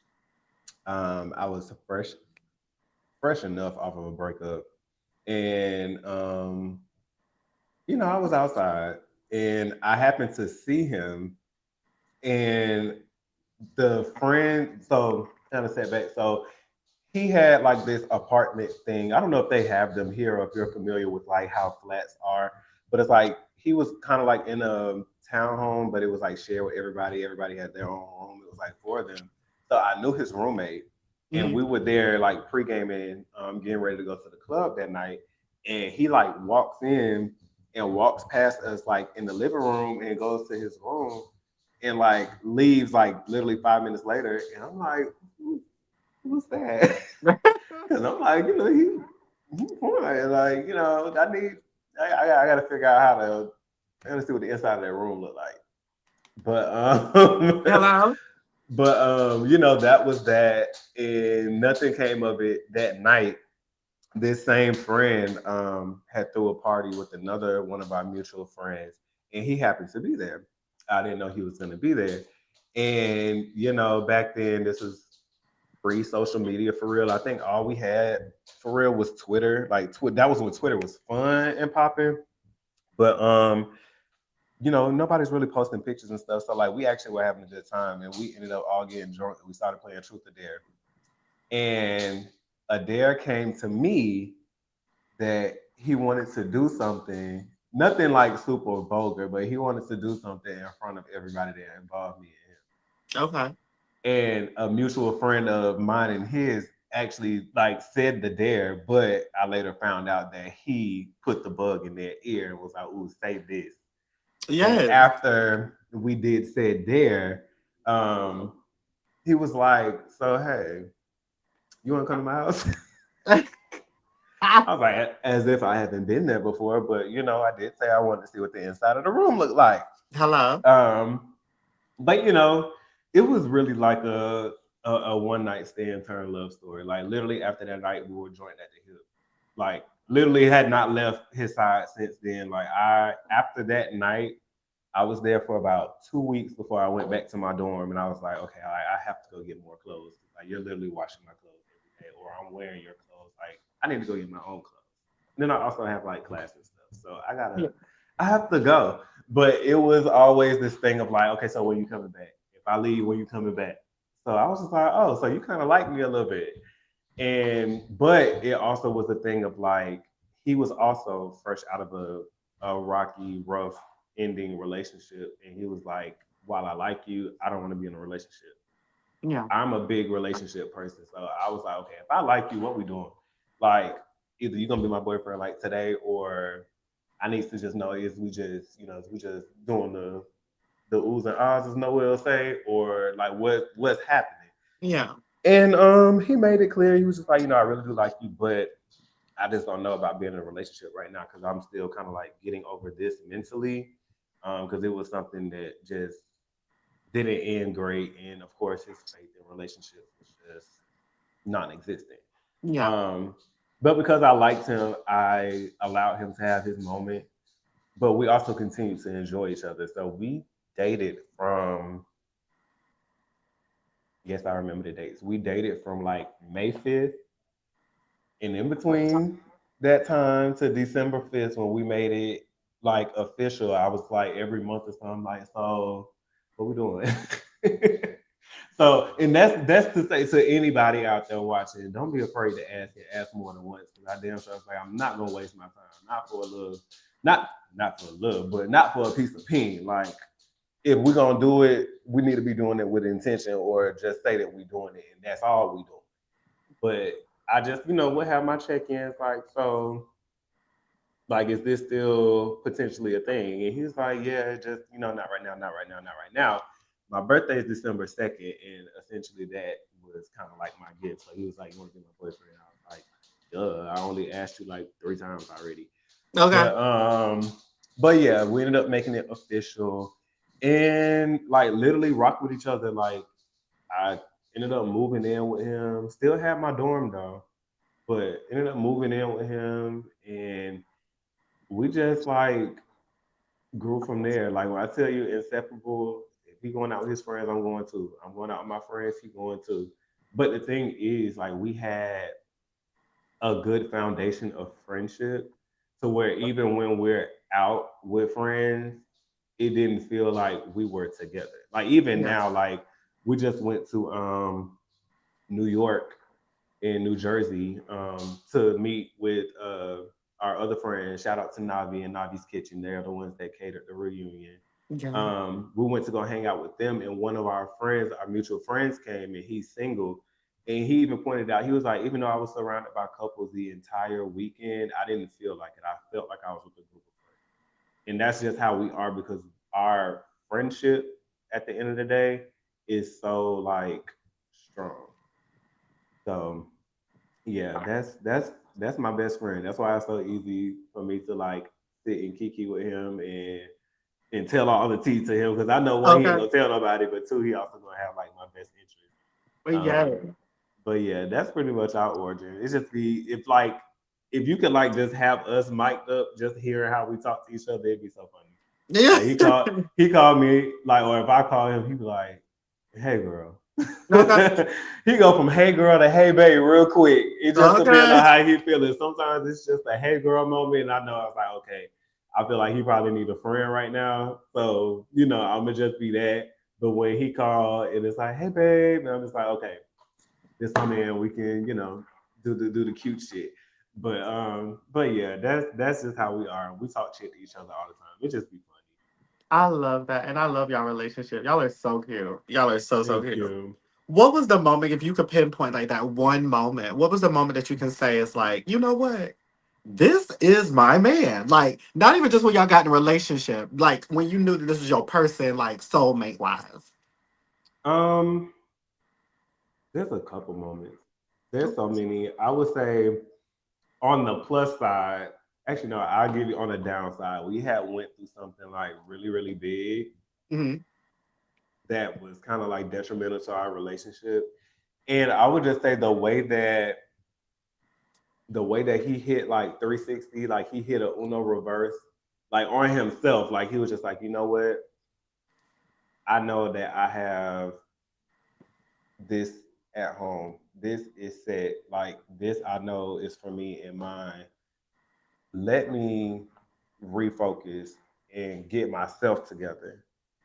So that was just like, oh, okay, okay, Yes, I that was believe cute. that. I like how you did that. And then on the plus side, like I was just saying, like him showing up for me, like the way that he shows up for me, like it's beyond almost like what you would expect of like your bestest friend in the world. Like Yeah. almost beyond what you would expect from like your parents. And you know, your parents are genuinely like your number one fan, and they're just like, I'm about to, you know, I got to be there for my baby, and I'm gonna show up. But it's like if I know like absolutely nobody is going to be in the room, he's gonna be Mm, there. And I was just like, okay, that's my man. I love That's my it. man. He shows up when nobody else does. Like he's there, and I think that's the best part or the best feeling in the relationship of like even when you do feel like there's absolutely nobody around. Or matter of fact, everybody else on the earth can be gone. Matter of fact, they could be there. It just feels like it's just y'all. I love that. So like those are the moments that I love and enjoy the most. Like I said, we just went to the movies and it felt like it was just us there watching the movie. Yeah. So those are the moments where I'm just like, okay, this is Oh my my person. God, I love it. You gotta be crying. Oh, Look, don't listen, cry. I am such a hopeless romantic. Like, I think a lot of people don't know that because I don't really put like my romantic life in the forefront or really talk about it like that. Cause Mm, niggas are crazy. niggas But is crazy. like I really love the energy that you guys just put out there, how you talk about him.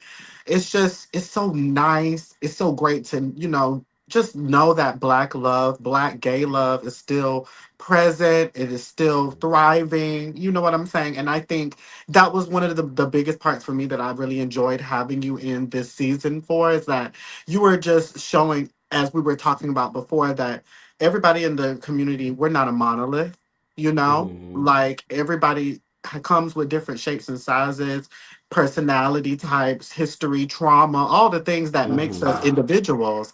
And I think with y'all too, y'all have definitely showcased, at least me personally speaking, that y'all are just really in love with each other. Like the time of it all, like, because gay years is different than regular years. So for y'all to Right. be together for 15 years, bitch, Well, y'all 15 basically been regular together. years. Yes, like 15 regular years is basically like a lifetime, Mm-hmm. And I just love that when you said that part of when y'all are together, sometimes it just feel like it's just y'all. That's how you Mm-hmm. know. That's how Yeah, you and know.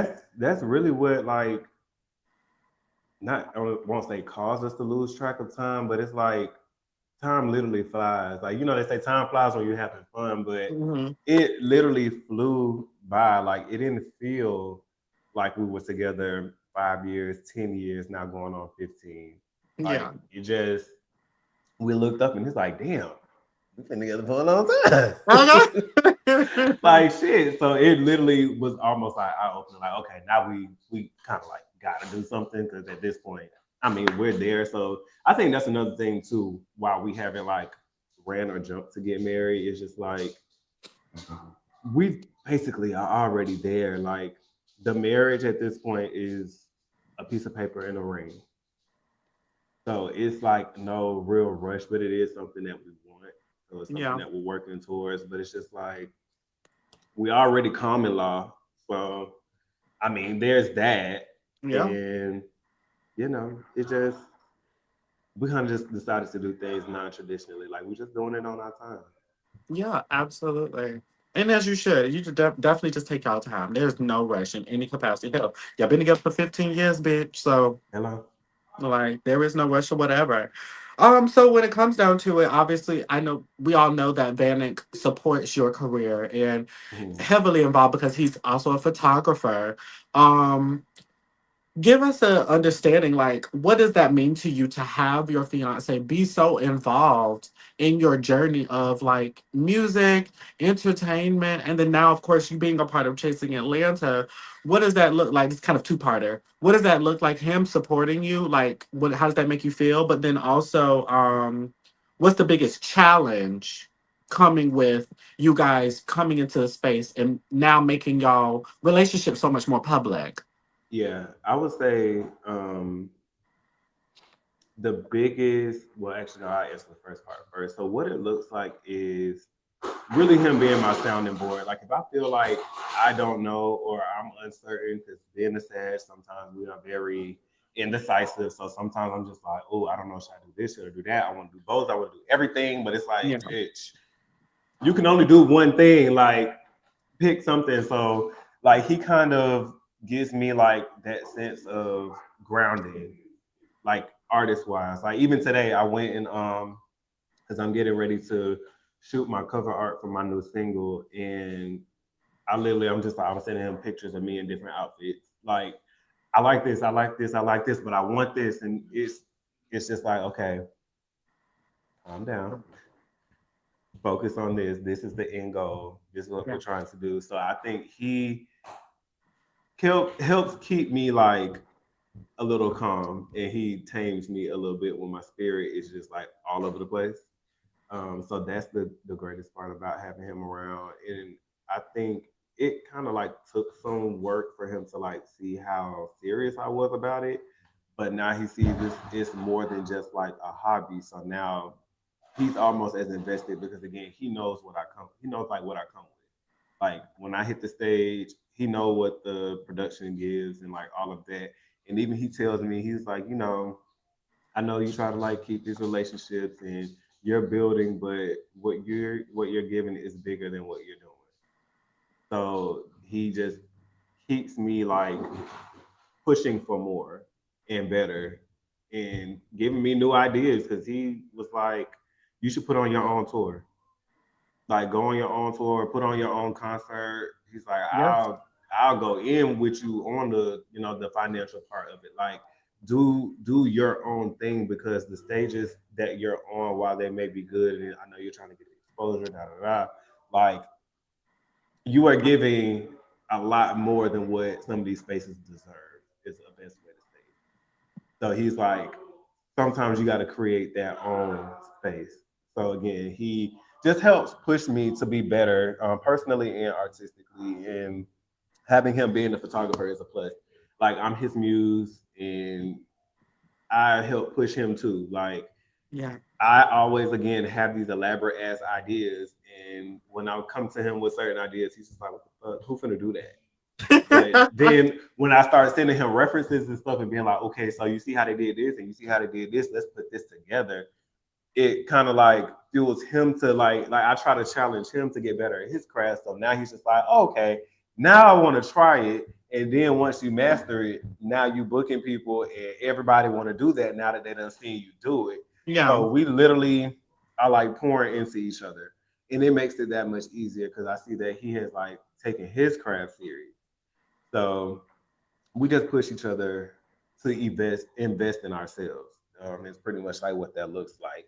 The biggest challenge at first was for me like time management and finding balance. And that was just in general. I kind of spoke to that on the show. Is just finding when is the time to take Sammy's hat off and just be Austin, or when is it time to put down being an artist and be the spouse, or even be the brother, or be the son? Because it was a moment where I wasn't even really talking to my family as much because it's like I'm so engulfed in like what I got going on and what I'm trying to do. Yeah. So again, he brought it up in a very direct yet meaningful way, in an intentional way of like you have to find some balance because that's also your fuel. Like I get a lot of my fuel, my inspiration again from like real life experiences, but you can't get those experiences if you're stuck somewhere else. So Right. he kind of pulls me out of that and like reminds me like, hey, get in tune with life because like you're leaving it a little bit. So that was definitely a big challenge at first. But now I think we're better. I used to Okay. think that it was just like him being like, because I got to leave to do everything. Like I got to leave for rehearsal. I got to leave for studio. I got to be gone for performances. I was like, you just want me to be home and be up under you, which yes is part of it, but more so of like, let's keep you like grounded too. Because while I get it, it's a passion, it's your dream. You got like real life that's happening. Like Yeah. don't want to not dismiss, but you don't want to take away from your relationship, whether it be with him, with family, with friends. Like come back to life, back to center. Period. I love that. I love that. So when it comes down to you guys' relationship, who said I love you first? Um, I don't know. That was so long ago. A Uh, flex. A flex. um, Hello. I have no idea. I want to say it was him, but he probably would say it was me. Okay. But that'll probably be an argument. I feel like it was him, Yes. but it could have been me because I ain't gonna say I wanted it more, but I definitely was pushing for it more at first. So it could have been me. Mm-hmm. Period. I'm not telling. Do you guys see kids in the future? Absolutely, Really? So you want to be a absolutely. dad? I can see I you as a want to be father, a no dad. shade. I want I to can be see a it. dad. I want at least three. I Same. think I would I love to think have 3 kids. I want to have three. Just seeing how my mom and dad like gave to me and my two siblings. I have two younger sisters. I think that was like perfect, and I want the same setup. I actually don't care. I want a healthy baby, healthy child. In a perfect world, I would want two boys and a girl, um, or a boy and two girls. I really don't care. I just would prefer the boy to be older, because like me, I'm very. I just saw the comments. Carl, shut up. No, so you'll be a Ah, great mother. Be a Cole, great mother. I'm please. so sick of him. Carl, please. Ah, we about to get on him shortly. Carl, please. But Please. yes, I would be a great mother and father, depending on how I'm feeling that day. Okay. But no, I just see how our dynamic is. Me and my siblings, I would want the same. Like I'm the only boy and I'm the oldest, and like my sisters are my everything. Like I love them both. We're all 6 years apart. So the middle, she's 6 years from me, and then the youngest is 6 years from her. But like we are all super close. We have like our own separate group chat from the family where we sit and talk shit.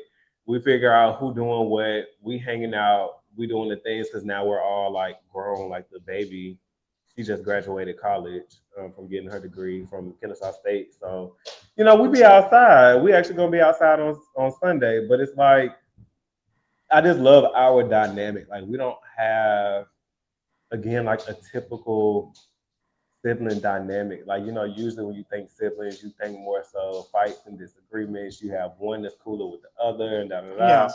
While it is like that, because I mean, obviously they're both women, so they're going to gravitate to each other, but there's more times than none where it's just us. Hmm. So like we just vibe out together. And I want that for my kids too. I feel like three is just the perfect number for It is. kids. Yeah. It definitely is. And we're hoping So, that we can get some twins in the mix because Bay, I don't know if you oh, know, Bay is a twin. oh, really? Okay. Yeah, he doesn't talk about it much, but his twin brother is Travis Sure. He is an actor on the Oval for Tyler Perry. Really? Wait, who he Yes. play? Bobby. That's his brother. That's his twin brother. No, I see it. Hmm. Eat because I watched the Oval, so I was like, who does he play? Okay. Yeah, Eat, that's his Vanek. brother. Okay. Wow, that is amazing. That is crazy. I had no idea he was a twin. Hmm. Well, twins most likely will be in y'all future then. Look, hope so. Look, we can Yes. knock get us a little bit closer to that three, so we can just go Oh, ahead and get it out of the way. knock them all out the way. Okay. Look, and That's how I want twins so if you do bad. your research, twins come with a scholarship. There's a special scholarship for twins when they go to college. So Eat. Eat. I live. I live. So, to close out this segment, what is some advice that you would give young black gays, um, the LGBTQ community in general who are, obviously wanting love or just Mhm. as a hopeless romantic similar to myself, like what advice would you give to them to say like love is still here, like love is still out there? What's some advice for them? What I would say is love is still there if you nurture it. Not everybody comes from the same type of love. I feel like we both were blessed to come from very close knit families. Like our Yeah. families are similar and different at the same time, but our what we do share is a very strong family aspect. Um, so we kind of got lucky in that form or in that case, but there were traumas as well that come with that. Yeah. And the point being, allow each other to grow and nurture that growth. Don't take no shit, but like allow each other to grow. Like it don't matter how old we are, because I know people think that age resembles wisdom, and that's not always the case. Um, with us getting together at such a young age, there were a lot of things that we had to outgrow. And I think the good thing is we allowed each other the space to grow and like coach each other through it because he is 4 years older than me. Hmm. So there were moments where I was like, okay, like you ain't my daddy. Like, let me figure it out because that's just me personally. I'm not really a person where you can tell me too much. Like I have to experience it on my own. Like I'm very headstrong in that regard. Like I gotta figure it out.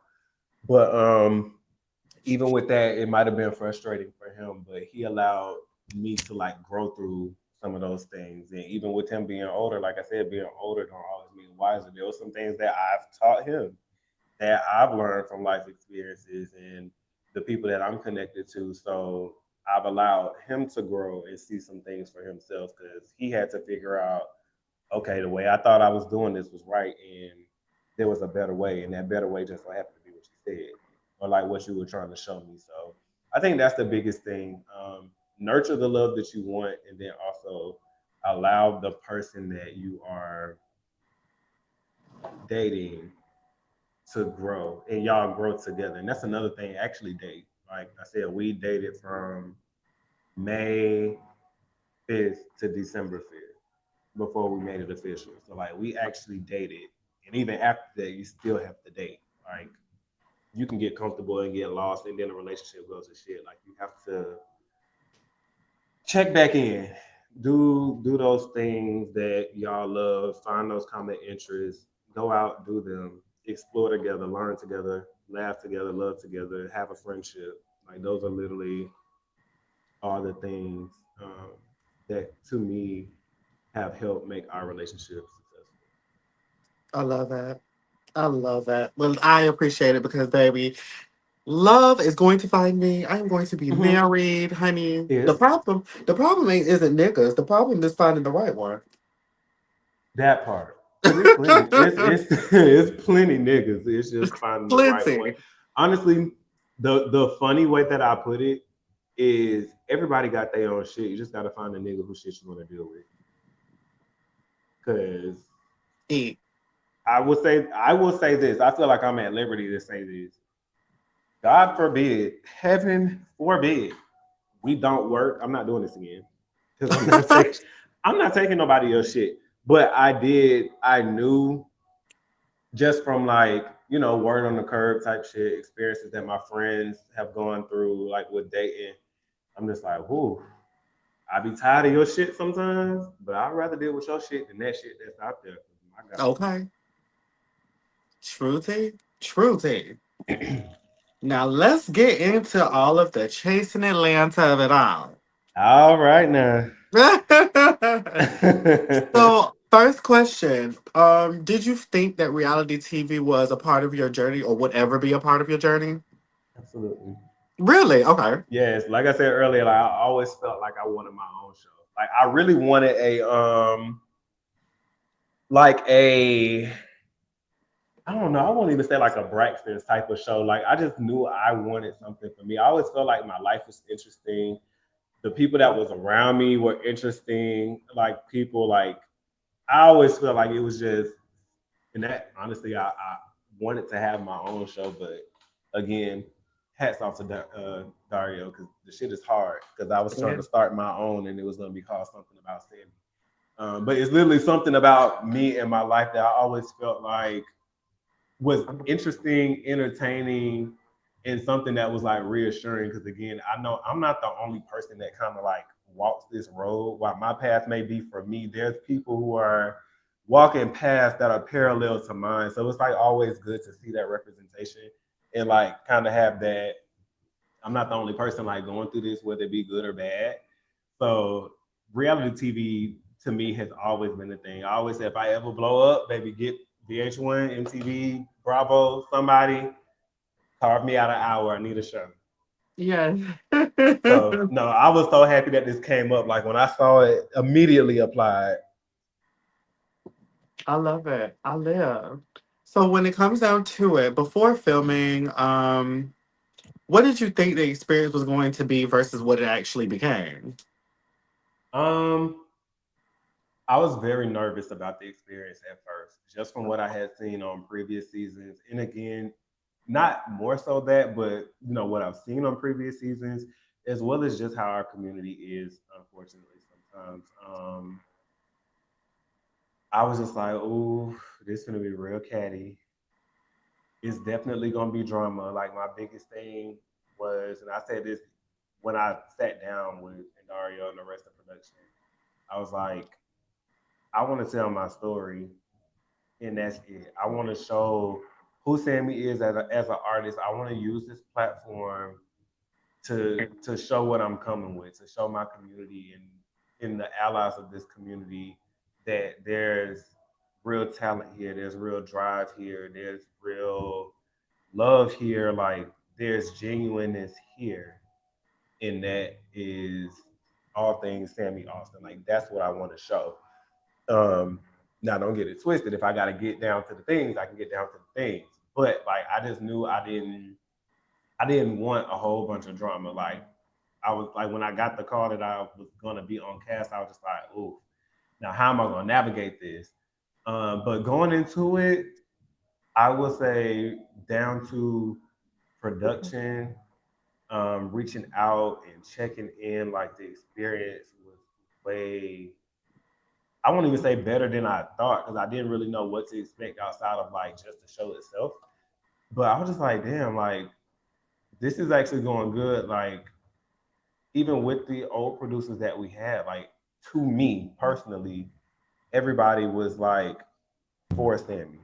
Like I didn't feel like anybody was trying to set me up or have me in no shit. Everybody was just like, what's gonna make you look good and how can I help? And Yeah. that's from hell, cameraman all the way up to Inario. Like it's always been how can I help make this look good? Like I feel like making sure that I was painted in the best light has always been like the mission. So Yeah. like for that to see how everything turned out, I'm proud. Like I have no regrets with anything. I don't feel like anything could have been any better. To be quite honest with you, I love how everything turned out this season. At least for me. I love it. I love it. And I think you were great in your first season. I enjoyed you. I enjoyed the relationships you were building with everybody. So going into it because again, I like clarity. And in recent interviews and panels, some other cast members, Q actually brought it up in his interview. Althea said it on a panel. Tony brought it up in her interview.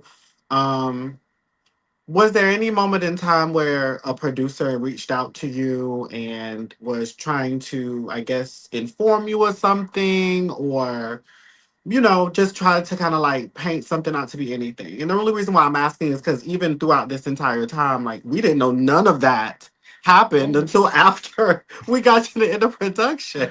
So I'm Um, like, do you know anything? Let me see real quick before because I see this question and Oh, yeah. I kind of want to answer it real quick Okay. before we jump back into that. So no, we are not in an open relationship. We are Hmm. in a closed monogamous relationship as of Yeah. now. The I think the thing is online. I would say in person too. We don't take ourselves too seriously. Hmm. Like we like to have fun.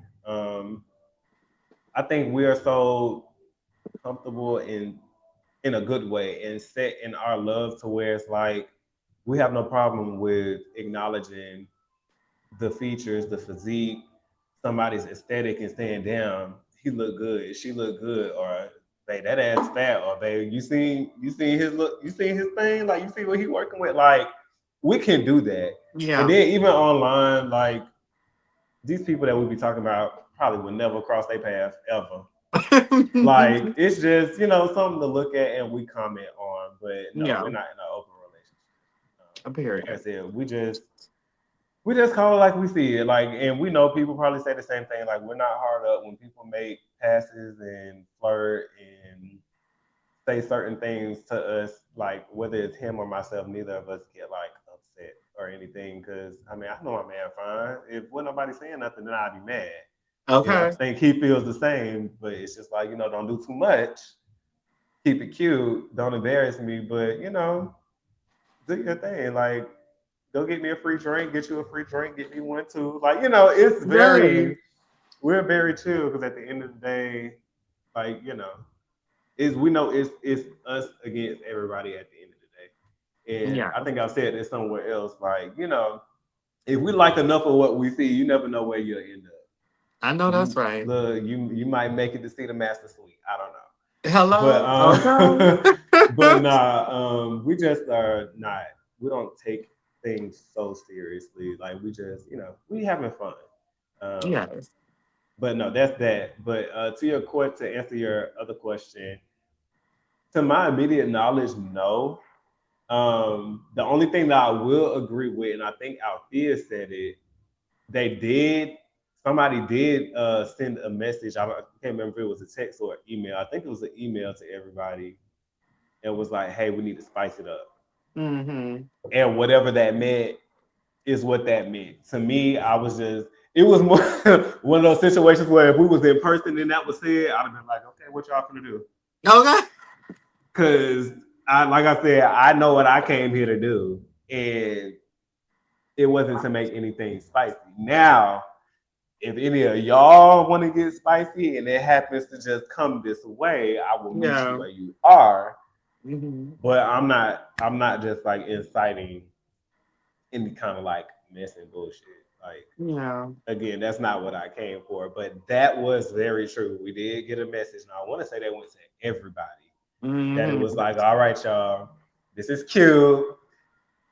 Y'all give us something to work with. I feel like that was a nice way of saying it. But yeah, that did in fact happen. But outside of that, to me personally, I nobody reached out to me. I heard rumblings about the whole Q mug shot thing, but Hmm. didn't know how true it was or who it was. Even with the whole jail thing, I can't remember. I can't remember who said it, but I had heard that he was in jail. I think I said it either at the reunion or on another panel, but I was like, I had heard he was in jail, but I didn't know if it was true because again, I also heard that he was out of town or like out of the Yeah. country. So I'm just like, okay, so he's somewhere. And in my head, it's like, not being messy, but trying to find out. Like I'm like drilling shit down. So I'm like, okay, so is he in jail? But I was like, well, was he out the country? Because if you're out of the country, you can still respond in the group chat. So why you not responding in the group chat? So I was just like, well, damn, is he in jail? But then I was like, well, he don't give me he would do anything that would land him in jail, especially with the job he got. So I was like, Yeah. I don't think he in jail, but I had already heard it. So when he said it, it's like I was slightly gagged, but then like not so much because I already heard whispers of that being a thing. Yeah. Um, But other than that, and then of course the whole Althea talking about her baby daddy. I mean everybody heard that. Um, but nah, outside of that, nobody came to me trying to just like put some stuff out.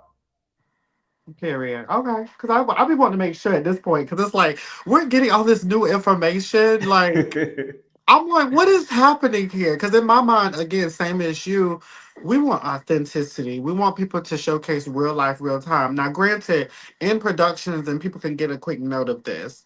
In production moments, there are times where if something specifically needs to be Hmm. discussed, then yes, you may get a note or you may get a Hmm. quick little tap on the shoulder, like, hey, I may need you to bring this up. You know what I'm saying? Hmm. Like, those kind of things happen because that we got to keep the story going. But Yeah, now to that yes has happened. That has yeah, happened, but again, that makes sense. Like if you watch reality TV and know reality TV, that makes sense. But as far yeah, as like some deep down, like I'm like dropping some like really being messy behind the scenes.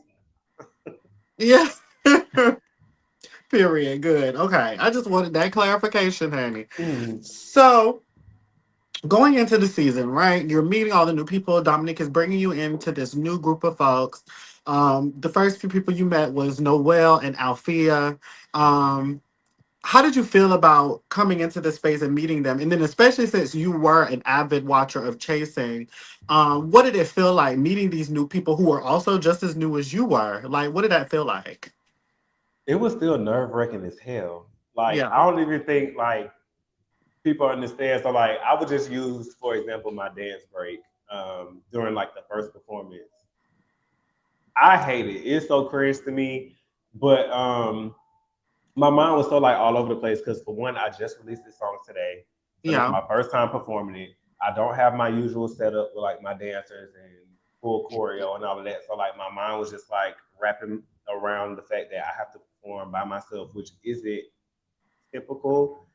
I've done it more since then, but still, it's not my usual thing to perform by myself. Then I knew we were filming, so that was like my first time filming, so I was nervous to tell about that.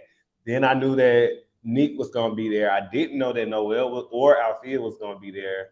So seeing that they were there, like I was nervous about that. So it was like I was so in my head. Yeah. So I'd say that to say like my nerves were all over the place. Like I couldn't even really focus on my performance like the way I wanted to because I was just like, there's so much happening right now. I felt better once I got off the stage and had to like walk in. So like my initial walk in and sit down and like because I knew Nick already because he groomed seven.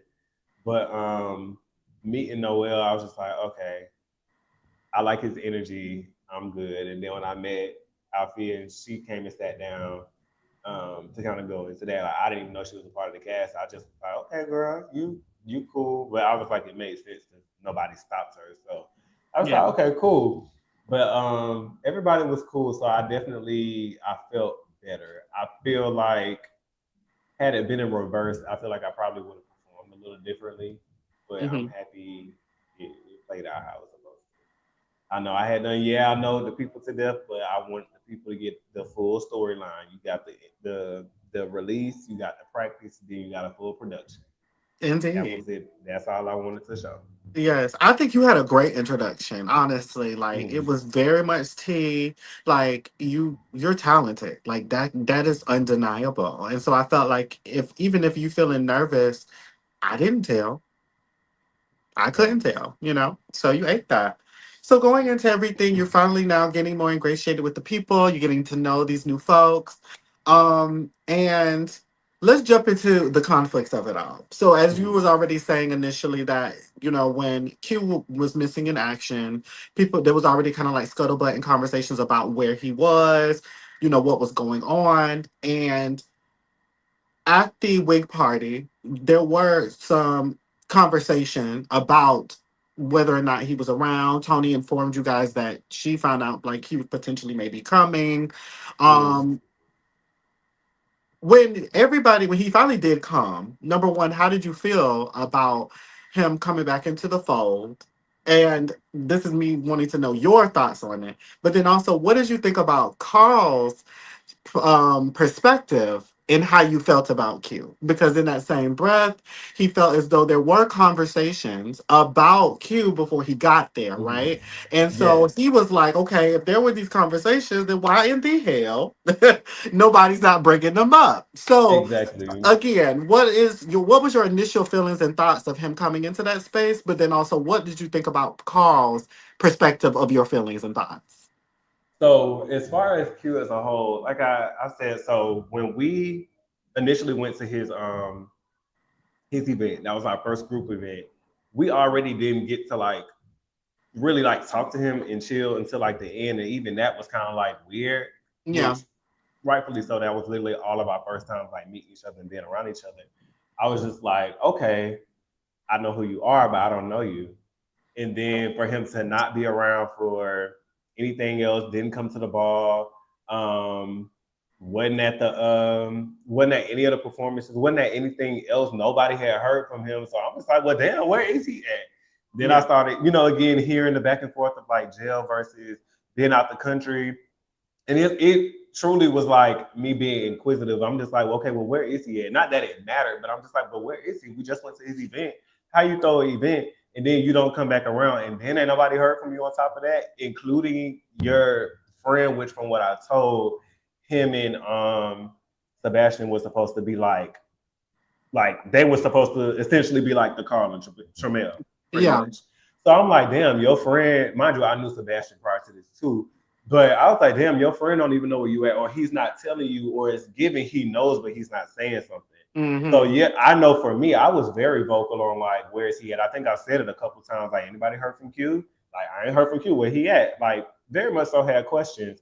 When we got to Nick's wig party and we were talking about it, and I'm just like, yeah, I still want to know where he at. Like, what's going on? Like how you come in to the group, but you're not a part of the group. Yeah, Like we done now been around each other 2-3 times. You the only person ain't nobody seen. So I'm like, okay, cool. Then when Tony's like, okay, he's supposed to be coming, I was slightly gagged, but gagged like, I don't know, not that it was like any shade or anything towards her, but I was just like, out of all people, why you reach out to Tony? And then why now? Like, what's the like? So now I got more questions. So I was like, okay, when we get here, well, when he get here, like, we gonna figure this out. Cause like yeah, now I know Neek is not really feeling him for real. So I was like, okay, we're gonna figure this out because I didn't know what was going on. And yeah, now I don't recall saying check, but definitely was like, oh, when we get here, we're gonna talk about it. And to be quite honest, even if I said check, I think again, if you from watching the season or just knowing me in person, if you see my demeanor, it don't never give that. So even if I said check, it wasn't given like I'm gonna cause a whole scene. So to go into the answer about like how Carl thought I was gonna respond, sorry yeah. to let you down, boo, but it was never gonna give that. Like I don't raise my voice. I think y'all witnessed me trying to yell. I'm not very successful because I don't have to yell. I'm not the type of bitch that gotta yell. Yeah, you're not But a yeller. what I'm gonna do is I am gonna address it. And if you go back and you watch that episode, they actually have the subtitle. When he walked in, I was like, I know you fucking lying. And as soon as he walked up to me, he tried to hug me, and I was like, don't hug me, because where you been? Like that to me, I'm addressing it head on. Like, where have you been? Like, I want answers. I got questions. So that was my way of being like, okay, we're gonna address it right now. Like, I mean, because I done said it, like I can't not do it. But again, I'm not gonna put on in that aspect of like causing a scene. Plus, it's Nick's birthday, so I don't want to take any like shine or anything away from him because that was his moment. But I definitely wasn't gonna dismiss the moment to ask what I needed to ask. Like, I want to know where you've been at. Yeah, So I asked, and he was like, we'll talk about it. And I was like, okay, cool. And then I'm also big on like picking up the vibes, and I noticed his demeanor was very like different. So I was just like, okay, cool. Like I just was observing, and there was even a moment where a majority of the people were upstairs, and me, Q, and I think it was Nova was downstairs, and Q was like sitting off like to the side by himself, and I was just mhm, like, not like creepily watching him, but like I noticed him, and again his demeanor was just different. So I was like, you know what, I ain't gonna press it too much. Like obviously now ain't the time. So even when Carl was asking like and kind of like pushing it. I see why Ken stepped in, but I just was like, I mean, if it comes out, it comes out. But if it don't, I'm not gonna press it. Like I'm gonna get the answer. So even if now at the time, if I have an opportunity to address it again and we're in the same space, different setting, I'm gonna ask again. I'll be like, so girl, what's your tea? Where you been? You know, the Yeah. girl said that she was out the country. I've heard other things, but I want to hear from you. What's going on? Where you been? You had your event, then you went ghost on everybody. So like, what's up? Like, Mm-hmm. it probably would have been a little different, not as hype, even still as Carl may have expected, but it would have been different. Like I would have got my question answered, Yeah. but it was never gonna give like I'm gonna make a scene Yeah. And I actually believe you because, as you said earlier in the interview, when it came down to you and Vanna, you were like, okay, so what we doing? Like, every month, like, what's happening here? Like, what's though. happening? So I definitely believe that. So moving forward, when after that happened, obviously, Carl put a bad taste in the people's mouths, right? Like, it Mm-hmm. was a couple people felt away. We got to sit down with Q and Ken. They talked Mm-hmm. about it and chatted up. So we're going to now fast forward to the night of your performance. Mm-hmm. So, at the night of your performance, every first off, again, another great performance. Thank Everything was you. tea. Like I was living. What when we got outside and everything was starting to rev up? Where did you think the true disconnect happened? Right, like when it came down to the Ken, Q, Tramiel, and Carl of it all. In your vantage point, where do you think the disconnect really came at? I was just like, I honestly, I was still on a high. I literally had just got off stage, and was getting my tears from everybody. And then as soon as soon as I saw Carla Chabelle walk up, I was like, oh God, girl, here we go, here we go. We about to get into the shit, and we just gonna see how it goes. But I feel like the disconnect truly was. It was a big misread, even from information that I found out later on. Like not to go back in and break down the whole situation again, but even with like the thing with Ken and Tramel, like obviously it was a misread because we thought the same thing. Yes. Like what happened at the park, just like briefly. So like I'm in the middle, I got Ken to my left, Tramel to my right. Tramel was talking to one of me and Bay's friends about a joint birthday party that they were about to have. And the guy was flirting drunkly and was like, you coming to my party? Mind you, they just had an issue about not being invited to a party. Yes. So they're talking, and I'm hearing Ken just over here talking to his friend, and I'm like listening, but Tramel says it like 2, 3 times. So naturally, I'm just like, girl, you over here being petty. Like, are you trying to be funny? You being shady? Because for me, if me and my friend or me and somebody go through something and we get over it, we can kind of like laugh about it. So I'm thinking maybe it's one of those moments. But when I said it, he was like, no, I'm not. Like, I'm truly asking. And then Ken hears him and storms off and like he gets mad. And I was just like, it took me a second to process like why he was mad. And I was like, okay, I get it. But at the Hmm. same time, I was like, damn, like what happened? Well, I didn't expect that reaction. So I Yeah. was just like, okay, but let him have it. But to find out later on that Tramel was being shady, but was being shady towards me, I was just like, okay. Now that was okay, cool. So basically, the answer to my question was yes, you were being shady, but we misread who the shade was for. Yeah. Because if the shade was for me, we could have got into it a little differently. And he mentioned I don't think it was shown, but when we kind of had our little back and forth at part 3 of the reunion, and he was like, he expected me to tell Ken. I was like, I don't even remember you ever saying that to me. And I was like, even if you did, there was so many opportunities for you to kind of like reiterate that and let that Yeah. be known. And we could have like just killed that, like did it that whole thing. Like y'all could have been good a long time ago. So Yeah. I mean, everything was a misread. So when they were going at it at my show, I'm just like again in the middle, like Ken, calm down for one, and two, like trying to get him to understand like he is talking to somebody he doesn't know. So for him to say that is kind of valid. And then on Tramel's side, I'm like, Tramel, y'all did just have this issue. So do you not understand how this comes off as being shady? Like, Yeah.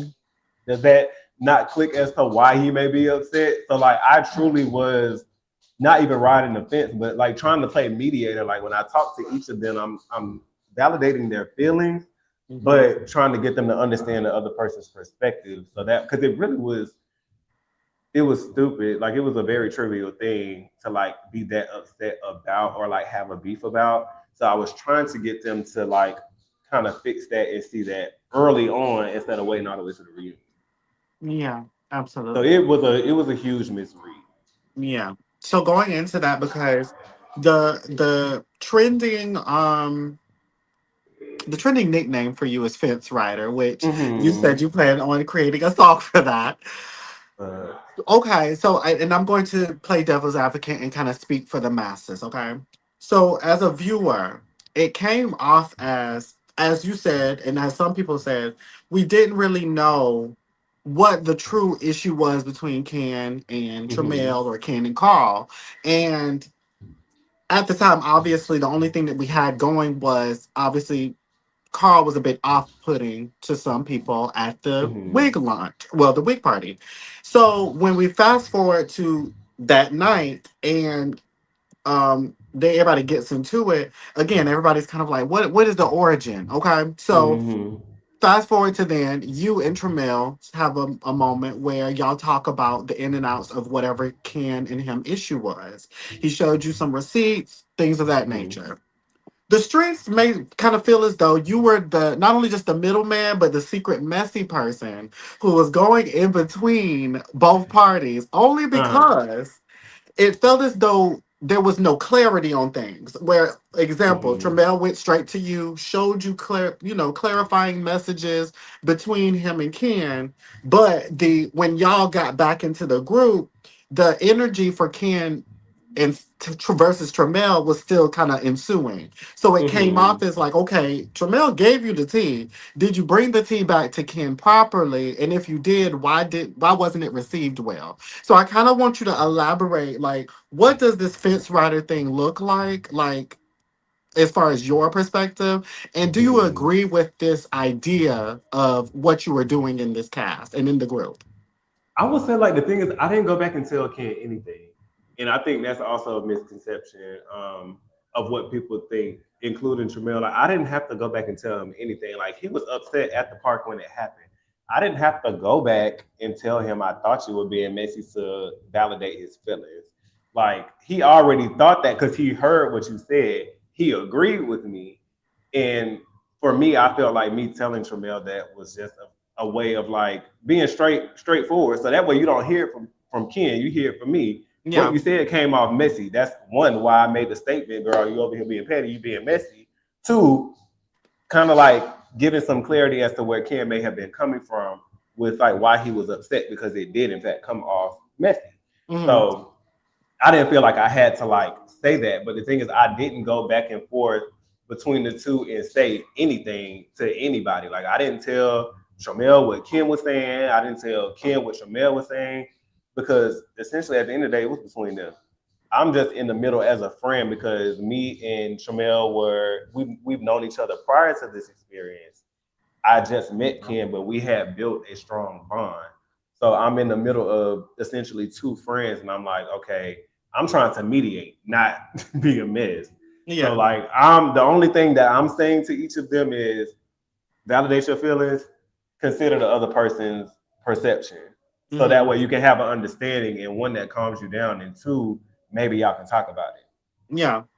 So that was really where I was coming from. So I didn't feel like it was me being a fence rider, but I can kind of take it because it's like I didn't necessarily pick a side, and a lot of people felt like because me and Tramel were friends or knew each other prior to the show, they felt like I should be on his side, but it had nothing to do with me for me to pick a side.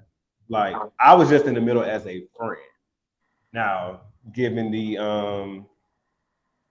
the complexity or the misery of it all, it did actually involve me. But in my head, I'm thinking this ain't got nothing to do with me, so I'm not really getting involved. So I'm not understanding the fence Yeah. riding. Like I'm not understanding why y'all saying I'm a fence rider. I'm not picking a side because it ain't got nothing to do with me. I just was there at the event. It happens to be in the middle of both of them, and they both are my friends. So that's literally it. But I mean, I could take that. I would take being a fence rider over being fake because I did see some comments that saying I was being fake, and I don't feel like I was being fake at all. Yeah. Like I would take not picking a side over that because I feel like I Yes. was real with both of them. Yeah. Because at the end of the day, like it was me trying to have like like level the playing fields essentially, and like get them back to like a one and understand, and then have a conversation on their own. Yes.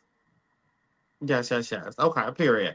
Because, like I said, perception can be reality. So, like, when people see certain sectors of things, they believe what they see sometimes, right? So, one of the things, and this is my way of trying to give you the opportunity for clarification, because these are all things that people have said in like the comments during the Hmm. episodes and stuff. So I just want this to be an opportunity for you to clear it up. Yeah. So to fast forward, as you said, there wasn't a time where you were actually going back and forth with them trying to like be messy in between them. But I want you to clarify, because I'm gonna fast forward a little bit to Miami. Hmm. When everybody first started getting into it, in the infamous fight between Q and Carl, there was a moment where when you were talking and explaining stuff, I think when you were basically trying to tell Carl, like, listen, I was told that you're supposed to be addressing me, so what is the Hmm. tea? There was a moment where Kim basically said, "Oh, well, you didn't say that," kind of thing. When you were explaining what you were Mm. saying to the other party, they were just like, "Oh, well, you didn't say that." So can you elaborate like a little bit of what exactly that meant when you were saying like, "Oh, you didn't say that," or Yeah. "Oh, this is my brother. Hey, brother." Hey, brother.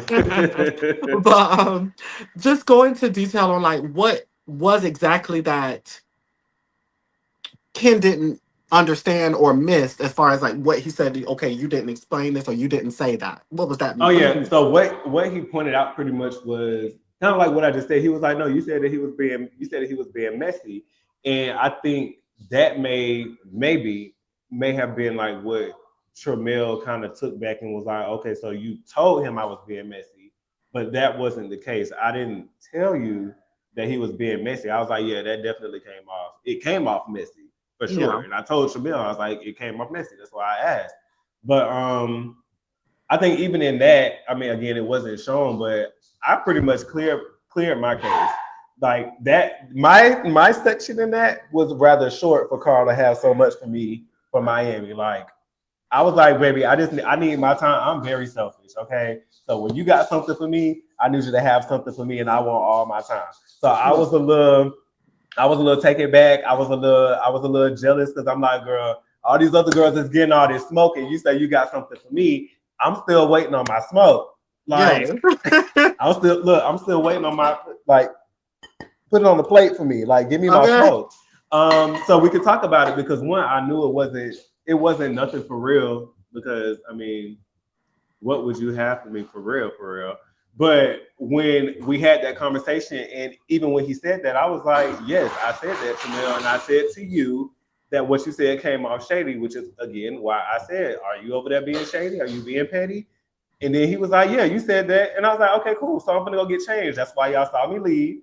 And I went and got changed and I Yes. came back because I was ready to go outside and shake my ass. So I had cleared up my set because they went back, like he went back to arguing with Q and Ken and them. Yes. So he didn't have that much. He didn't have as much for me as he thought. Yes. He didn't think So- I was gonna come through and clear the set. It just didn't get changed. But the set got clear and I did. Okay. I'm screaming. I live. But no, those were like the two main sectors. I felt like a lot of people were confused about your placement and the drama between them. And this is my advice because I said it on Reality Check episode 15. So go check it out. I gave some advice for the entire cast, each person. And one of the things that advice I gave you was if kind of similar to what Ken did with Carl, if you Mm-hmm. when the moment Tramel came to you and brought that tea or whatever, the receipts he had or whatever, you should have instantly called Ken and put him and Tramel in a situation and talked it out right there. Yeah. No, I Because definitely then agree. yeah, because then there would be no room for anybody to be like, oh, you said this, but you said this. No, we all are right here. Let's talk Mm-hmm. about it right here. And we're before we leave this spot, y'all are going to Mm-hmm. clear it up. No, absolutely. Like thinking back on it, I think that would have been great. And hell, that probably would have gave Shamil the space to reiterate what he said. Because again, he said he told me. I don't remember him saying it to me. Hmm. Um, but I also felt like, hell, knowing that Carl was about to come to Miami with some shit, I was just like, okay, cool. Let's make the trip fun. Let's just see how it all plays out. I do wish we could have did it at the brunch. At the table because of course seeing how awkward it was and hearing how awkward it was, I Yes. hated that I had to miss it. I truly did have my therapy appointment and I could not cancel without getting charged, and I do not like paying extra fees if I ain't got to. But I definitely wanted to sit and talk about it because again, I don't like awkward situations, and again, and I'm very upfront, so I was ready to talk about it. So had I been there, Carl would see. Let's talk about it. Like, what you got for me? Like, did you packed it in your suitcase? Did you bring it to brunch? Like, I'm screaming. let's talk about it. So I feel like the brunch would have turned out way better had I been there. It probably would have been awkward for everybody else, but we would have been able to amp it up a little bit, and we could have had more banter because I feel like me and Carl are not done. Okay. So Not y'all got I unfinished business. we have unfinished business, and if there's a season 8 and we both are a part of it, I will see you on season 8 and we'll talk about it. But me and Carl have unfinished business that I am more than willing to talk about I in love front that. or without everybody. But Okay. I still don't do the drama as I said before. I'm getting on the show my chase, my mini chases. However, if the Hmm. drama is at my front door, I will answer. I'm screaming. Sammy said, "What's up? What's happening?" Hello. Oh well, damn. Sorry, y'all. Jamar said we both fired. Okay. Damn. We are currently rebooting the reboots. Okay. Hello, rebooting the reboot. Well, it Okay. was fun. I'm screaming. I live. So now let's get into the things, right? So after the season was up, obviously we're now getting into the reunions of it all. Mhm. Part one, part two, and part three. When you came into the situation and you realized that there was so much tension and chaos at that point, where did you feel like your placement was within this group at this point? And were you interested in potentially helping with fixing some of the stuff that's been going on? I did. I had a lot of thoughts on everything, but again, the thing is, I'm not. I don't. I don't yell. I'm not talking over everybody. I'm not doing that. Yeah. I'm not talking over everybody. I am not screaming to make a point. Either I'm gonna have the space to do so, and y'all gonna respect me and what I got to say, or I'm just not gonna say anything. But there were a few times where I did have the space to like jump in and kind of say what I need to say. Just know that over the summer I will be working on my screaming just in case I got to holler like Ken did to try to get everybody quiet. I'm, I'm gonna scream to shut everybody else so I can say what I need to say because I do have like Tony. I have thoughts. Like I have a lot of thoughts on things, and I think that I provide interesting perspective. Carl, yes, we know you a screamer. You need to learn how to use your inside voice. I can tell that you will never talk to use your inside voice. Okay. Your voice is always outside. But but no, I definitely have a lot or had a lot of thoughts on certain things in not that I should be a therapist, but I have been in therapy long enough to, I think, be able to provide insight to people to like actually help them work through things. Because while the drama of it all is entertaining and the drama of it all is real and it's reality, so it's like the conversation. Because like every piece of drama boils down to like a bigger conversation that needs to be had. Like Yeah. with the Nova and Althea thing, huge conversation. You see the whole cis woman and transgender discourse on social media all the time. I wish it would have like happened way differently. Um, but again, I selfishly speaking, I wasn't thinking about like utilizing that and kind of like creating a moment to talk about it and make it more serious than what it was. Because again, I'm here to show my chase, and it's also ain't got nothing to do with me. But now I know keep some of those things in mind. But I do um, think that the beefs had led to like bigger conversations that I wish we could have had because obviously nobody was trying to listen. It was just a lot of yelling. And I was over it at some point. I'm like, girl, y'all are hollering. Ain't nobody listening. We can barely hear what y'all are saying. So at this point, can we get to my section so I can fuss at Carl? That's That's that's all I wanted. That's all, baby. When I tell you, I came to the reunion for Carl, just for Carl. That's what I came to the reunion for. I live for it. And I could tell just based off of y'all interactions. And of course, I saw some of the unseen stuff. So I'm just like, girl, Mm-hmm. y'all were ready. Look, I was standing already. I was just sitting there. I was just like, I'm trying to sit here, look cute, and breathe with this gold corset on, and we couldn't even get to our shit.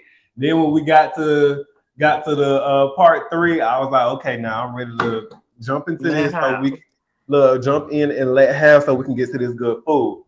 But Hello? I'm glad we got a little bit off. Got a little bit off, but like I said, we still got unfinished business. I don't feel like it was enough. So now my Sag is activated. Now I want to be petty. I got some I more. live. I got some more. So we Yes. ain't done yet. But I will say this: Carl is like the big brother that you hate. That's the sibling that you go back and forth with. So I don't want people to get it confused. Like Carl is a special person. He's an acquired taste, and I have a very diverse palate. Is what I can say. You ate Um, that. You ate that so down. but like I know where to meet Carl and when to meet him there. I can make a reservation and pull up when need be. But my point being is I don't take it too serious. It'll be very much so me and Carl gonna get into it. We gonna get in each other's face, and then after that, bitch, we're gonna keep. And it's just gonna be that. Like Yes. he's that big brother that you got to cuss the fuck out and put them in their place and not be around for a while and have those fuck yous and I can't stand yous and then when I'm ready to be around you, I'll be around you. It's very much so that. But Absolutely. we are in a space right now where let the what Tony said, let the girls windmill, Let the girls win me off. let the brothers windmill, because that's what we're Yeah. gonna do. I love it. I love it. Listen, let me tell you something. I am anticipating a Sammy versus Carl in season 8, honey. I'm anticipating it. I think it's Down. going to be a time. Because I Down. It's think gonna that be a that's good the other time. part too. I'm so ready to see you activated. I want to see it so bad. Everybody does. I don't know why y'all want to see that side of me. Yes. Y'all will never see me as the Southern superstar, the Atlanta sweetheart ever again after you see that. Y'all gonna be like, okay, this thing is crazy. Yes. No, I think I love it because it's kind of similar to Scotty on the CNATL. Hey Scotland. We kind of tell him the same thing because everybody's typically used to Scotty being so reserved, put to Mhm. himself, tad bit quiet at times. But Carl and our group of friends and I know Scotty to be a messy whore. Okay, and so we just want him to showcase it, curse a bitch out, like say something Yeah. funny, like we just want that, right? So that's why I'm like, I can see you're so put together, you're so kind, you're so sweet. But those are the main ones when activated, they can read you to the library and Down. back. Down. Don't And then forget your this the library thing. card. This is the thing. I am one, I'm a black gay man. Like, two, I'm a Sag. Three, I'm from Florida. Yes. Like, if you want to see me not put together, I can be quite unhinged. And to answer Rave's question, honestly, I can't remember the last time that I got activated. Um, I don't remember the last time. The last time I got activated for real, for real. I know I went off on roll on his Roll on little. Rebel. Yeah, I went off on that thing when he had initially pissed me off, but that was like a somewhat calm set because it's like I wasn't bothered, but it was more of a like, stop playing with me. Like I'm finna let you know, like I'm not the one that you just gonna sit and talk shit about. Like Yeah. keep it cute. So it was that kind of set. I think the last time I really had like a read off with somebody had to be like way back. Like damn near close to college years. And the last time I was actually like pissed was in like high school. Like I had luckily had some people that were around me that cared about me and they wouldn't let me fight. I've never been in a fight, believe it or not. But again, Really? given my demeanor, never really had to. Like Yeah. if to your point, if and when I pipe up for real, that's when you know not to play with me because you always see me so sweet and always see me so put together. So when I do pipe up for real and I'm like genuinely pissed and upset, that's when you should be scared. Yeah. But no, I literally was trying to go run and hit this boy, and it was like so movie, like it could have been the movie. I literally was like about to jump on this man in the air mid punch, and somebody grabbed me before I could get to him. Like, because I was friends with a lot of upperclassmen, so like they literally like grabbed me and was like, "Bitch, no," and they walked me to like my next few classes until I calmed down. Because from then, like I said, I was already there, and I was like, "Oh, bitch, it's up." Like when I see you, it's up. I don't give a fuck about nothing right now, but being on your head. But yeah, that was the last time I really was like truly activated. And even the baddest, you know how when you're in high school, it's always like the big bad wolf of the school that don't Yeah. nobody really try. That's always in the fight. He was like, well, damn, if Austin ever like kind of come at me or be like, you know, shut the fuck up or whatever, like, bitch, I'm probably gonna stand down because again, people are not used to seeing that side of me. Yeah. And I don't like showing that. I don't like being like that. I don't like being anything less than like what you see, like that just brings me peace. Like when I feel like I'm truly disturbed, I don't like that. I don't like when people can like just come and disturb my spirit like Yeah. that. Will I read you down? Yes, it's gonna be for fun though. You Exactly. know, don't take it to heart. Like, you know, you gotta have thick skin when it comes to me. Like, you know, we're gonna go there. We're gonna get into the things. But, Yes. you know, even then I might not even be activated for real. Yes, period. Listen, I love a good activation, honey. I love a good read session. The best readers are the ones who don't talk too much, you know? Hello. Thank ya. That's So when, it. That's so when I it. clock in, I'm gonna work my set and I'm gonna dip. That's it. Work your set and dibble. So going into this last portion of these reunions, I think one of the biggest like blow up moments that's probably one of the most talked about in the reunion was obviously Q versus Dominique. And then the Hmm. Q versus Noel evolved. But the Q versus Dominique was really like the main focal point. What was your stance in this relationship? Because obviously you're good friends with both of them. Um, and as we saw, Ken was very distraught about the situation because he's very close to both. Where was your stance and placement in that disagreement? And did you sway more on one of the other side, especially at the reunion with all the information that came out Went from what down. Dominique said to Tramel, all of those things that was brought up. How did you feel about that whole situation? Completely stand behind Ken and his response. Like, granted, I had, well, now knowing I had a lot of things going on in like my personal life, so like Yeah. I was there, but emotionally not like invested to that specifically. Um, but I was right there. I don't quite think it would have like brought me to tears, but definitely like broke my heart a little bit because, like I said, I know Neek and have known him prior to this. We are very close, and then I have grown a super close relationship to Q. Like Q was like a little brother for me, or to me, or is like a little brother to me. And it was like just to see how that all went down, I was just like, damn. Like it was really disappointing.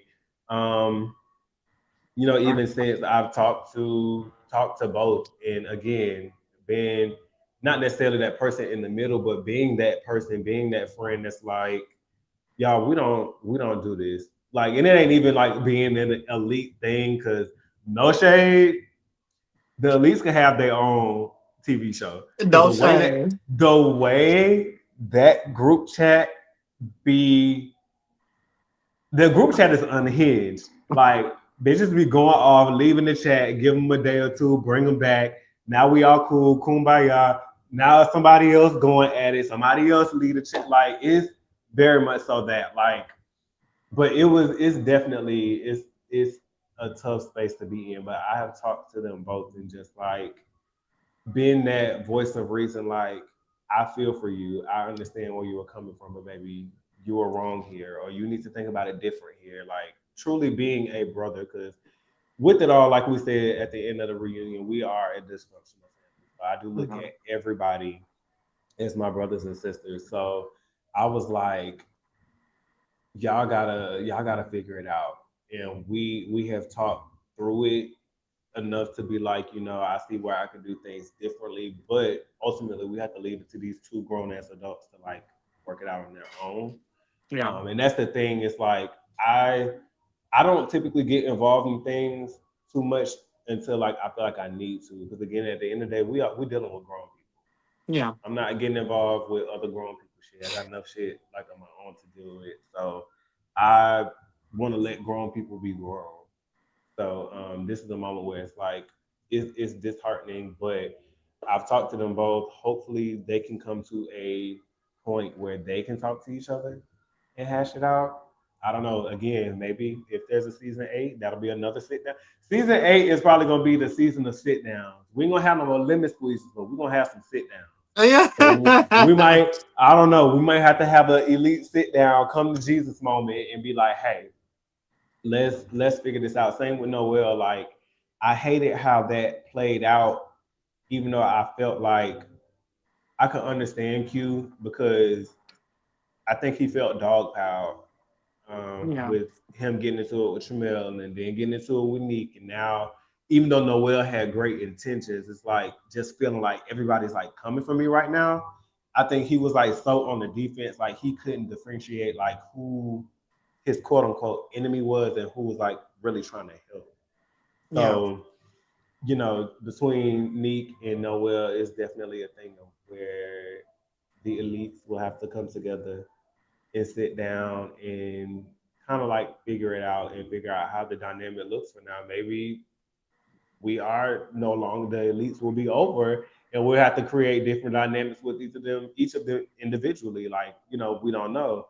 But would love to have a moment with them, whether it's on or off camera, because it is very real. Like we genuinely like fuck with each other. Yeah. So, or did as a whole, but individually, we all do really rock with each other. Like I love everybody to death, like full cast. But again, we all the elites did grow a very very special bond. Yeah. So I just hate to see where they are and where we are as a whole. So I'm just hoping that we can like come back for it from it. But if not, I mean, that's between them. Absolutely, absolutely. But I think it was unfortunate, but at the same time, this is how the game goes.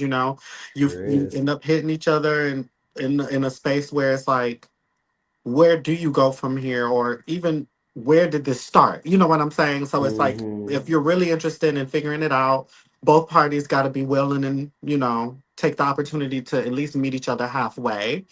Right. Um, but again, and I'm gonna give you some advice. I really think that as far as specifically the elites are concerned, your placement in that group of friends is very important. And I want you to step in that purpose of being that friend that is universally able to connect with everyone, but also potentially mediate. And I know that's not necessarily your job to like deal with grown people, as we both agree on. Mm-hmm. However, I think in situations such as this, especially with everybody, being a new family, right? A new friend group, there's those people that are necessary. And I think you and Tony specifically, as because now I'm gonna say the whole cast now, you and Tony really are those kind of like mediator types who is able to kind of bounce around into the whole group, be able to work with anybody, connect with everybody, and that gives you a certain power that maybe some other people don't have. And I think that's Mm-hmm. another reason why, in watching the show, a lot of people may have misconstrued some of your actions, or in their mind, lack thereof, to Mm-hmm. be, oh, I'm a fence rider, or I'm fake and I'm being two faced, only because of the fact that they see that you have a power that maybe some of the other people don't have or can utilize. You know what I'm Right. saying? Right. And so my Yeah. advice is like going into a season 8, I highly recommend, stepping into that purpose and power and really just speak. Whatever Mm-hmm. comes out of your mouth, don't hesitate. You know what I'm saying? You're grown. Obviously you got to process thoughts. You don't want to say everything that comes out comes out, but it's there's still room to at least be a little bit more open with how For you sure. think, how you feel, and you never know how much that can change the trajectory of a lot of these situations. For sure. No, Yes. absolutely. I definitely received Yes. So before I give you your last question, same as everybody else in their interviews, I want you to give one word to describe each person from your cast. And I'm gonna name that. them off. If you have like a phrase, that's fine too. But yes, have one name, one word prepared for each person. Okay. So the first name we're gonna start off with is Tony. Tony,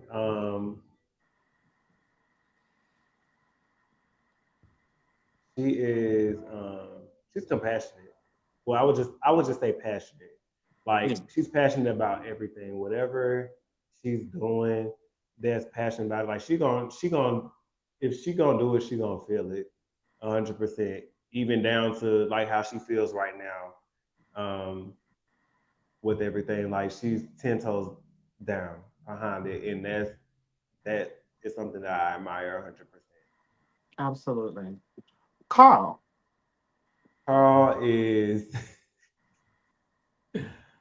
a fucking nuisance.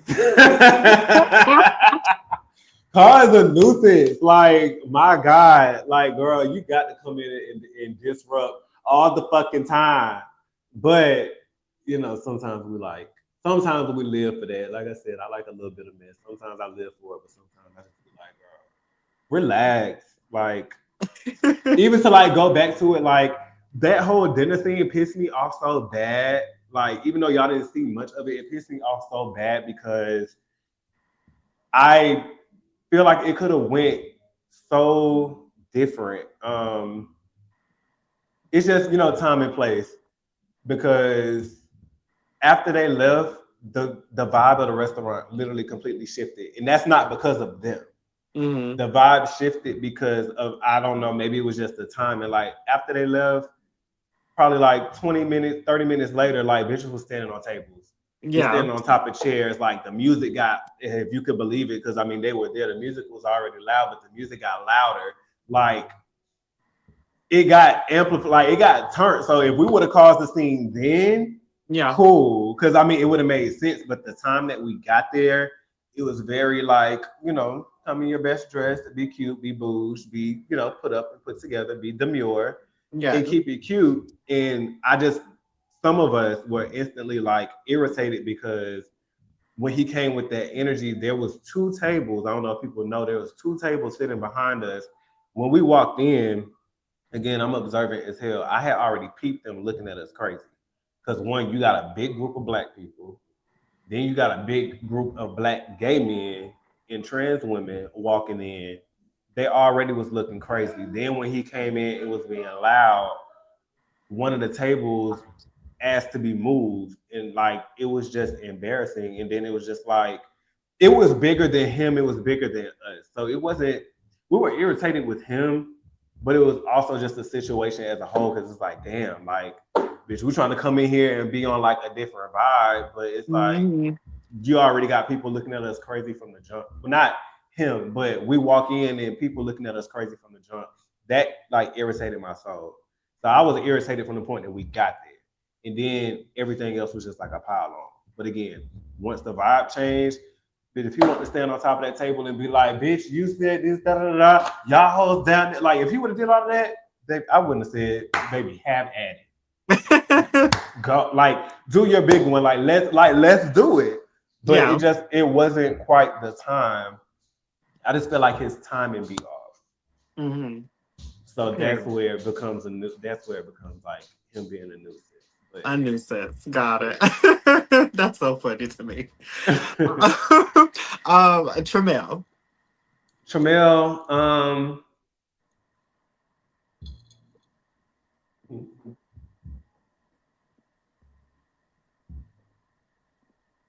Tramel is very,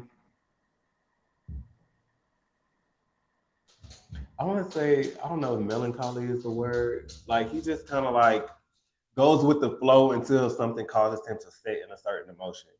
And I Hmm. feel like because I feel like he's an empath. Like we never like really talked about it, but I feel like he's an empath. So when he just feels a lot, like he's emotional. So when whatever emotion he's stuck in, like he's gonna feel it and it's gonna go. Mm. So but I think for the most part, he goes with the flow. Like every time I've been around Tramel, he's very much, and I think that's why we connect because I'm kind of like that too, where I can just like kind of go with the flow, and then I just land where I land. But his is to me more emotional based. Mm. Whatever emotion calls for him to like stand and like take root somewhere, that's where he's at. Whereas for me, I'm gonna just go with the flow until I feel like landing somewhere. Yeah. So I would say that with him, he's just like he has like that melancholy spirit where he just I'm just here. Mm-hmm. Period. I can see that. I can see that. Nova. Nova, she is I'm gonna say misguided. Mm-hmm. I think just from hearing her story of like her not really having like many friends in the community and like she's still searching for a village, it's like obvious like she needs some strong people behind her that are willing to like rally behind her and like kind of guide her the right way. I think she has a good head on her shoulders. Like I said, she really has a good spirit. Um, but I think even with this experience, it's about connecting with the right people that can help guide you throughout these web reality streets of Potomac. But however, kind Mm-hmm. of like guide you throughout life too, because at the end of the day, this is life. This is real life. So kind of getting her in the right space, because I mean, as for everyone, like I want to see everybody like thrive and win. Like I feel like Dario like struck gold with this cast, no shade. Like regardless of how people feel, like our dynamic is chaotic as fuck, but we are all very special in our own way. But I still feel like she needs a little bit of guidance to just like be able to get to where she's going for real. Yeah. So I would Mhm. say that's what I would say for her. Period. Who I want to go with next? Dominique. Dominique, a key. Dominique is a kid. He is a good time. Like a good time in every aspect. Like I could just call him and just chat with him while he cutting up them dogs, and we're gonna have a good time. Like Dominique has always been a genuine, just a genuine spirit, like a kind spirit. Like that's my brother. Like I love him. It's just always a kid. No matter what we talking about, what we Yeah. doing, where we at, it's the kid. We went to Bulldogs, but it was a kid. We had a good time. Like we be Yes. at the house chilling. It's a kid. We sitting at Ken house playing. They playing cards. Like he is a kid and a half. Like that's just him. Yes, absolutely. I live for Dominique. He's so sweet. He is super sweet. Very, very sweet. Okay. Althea. I feel.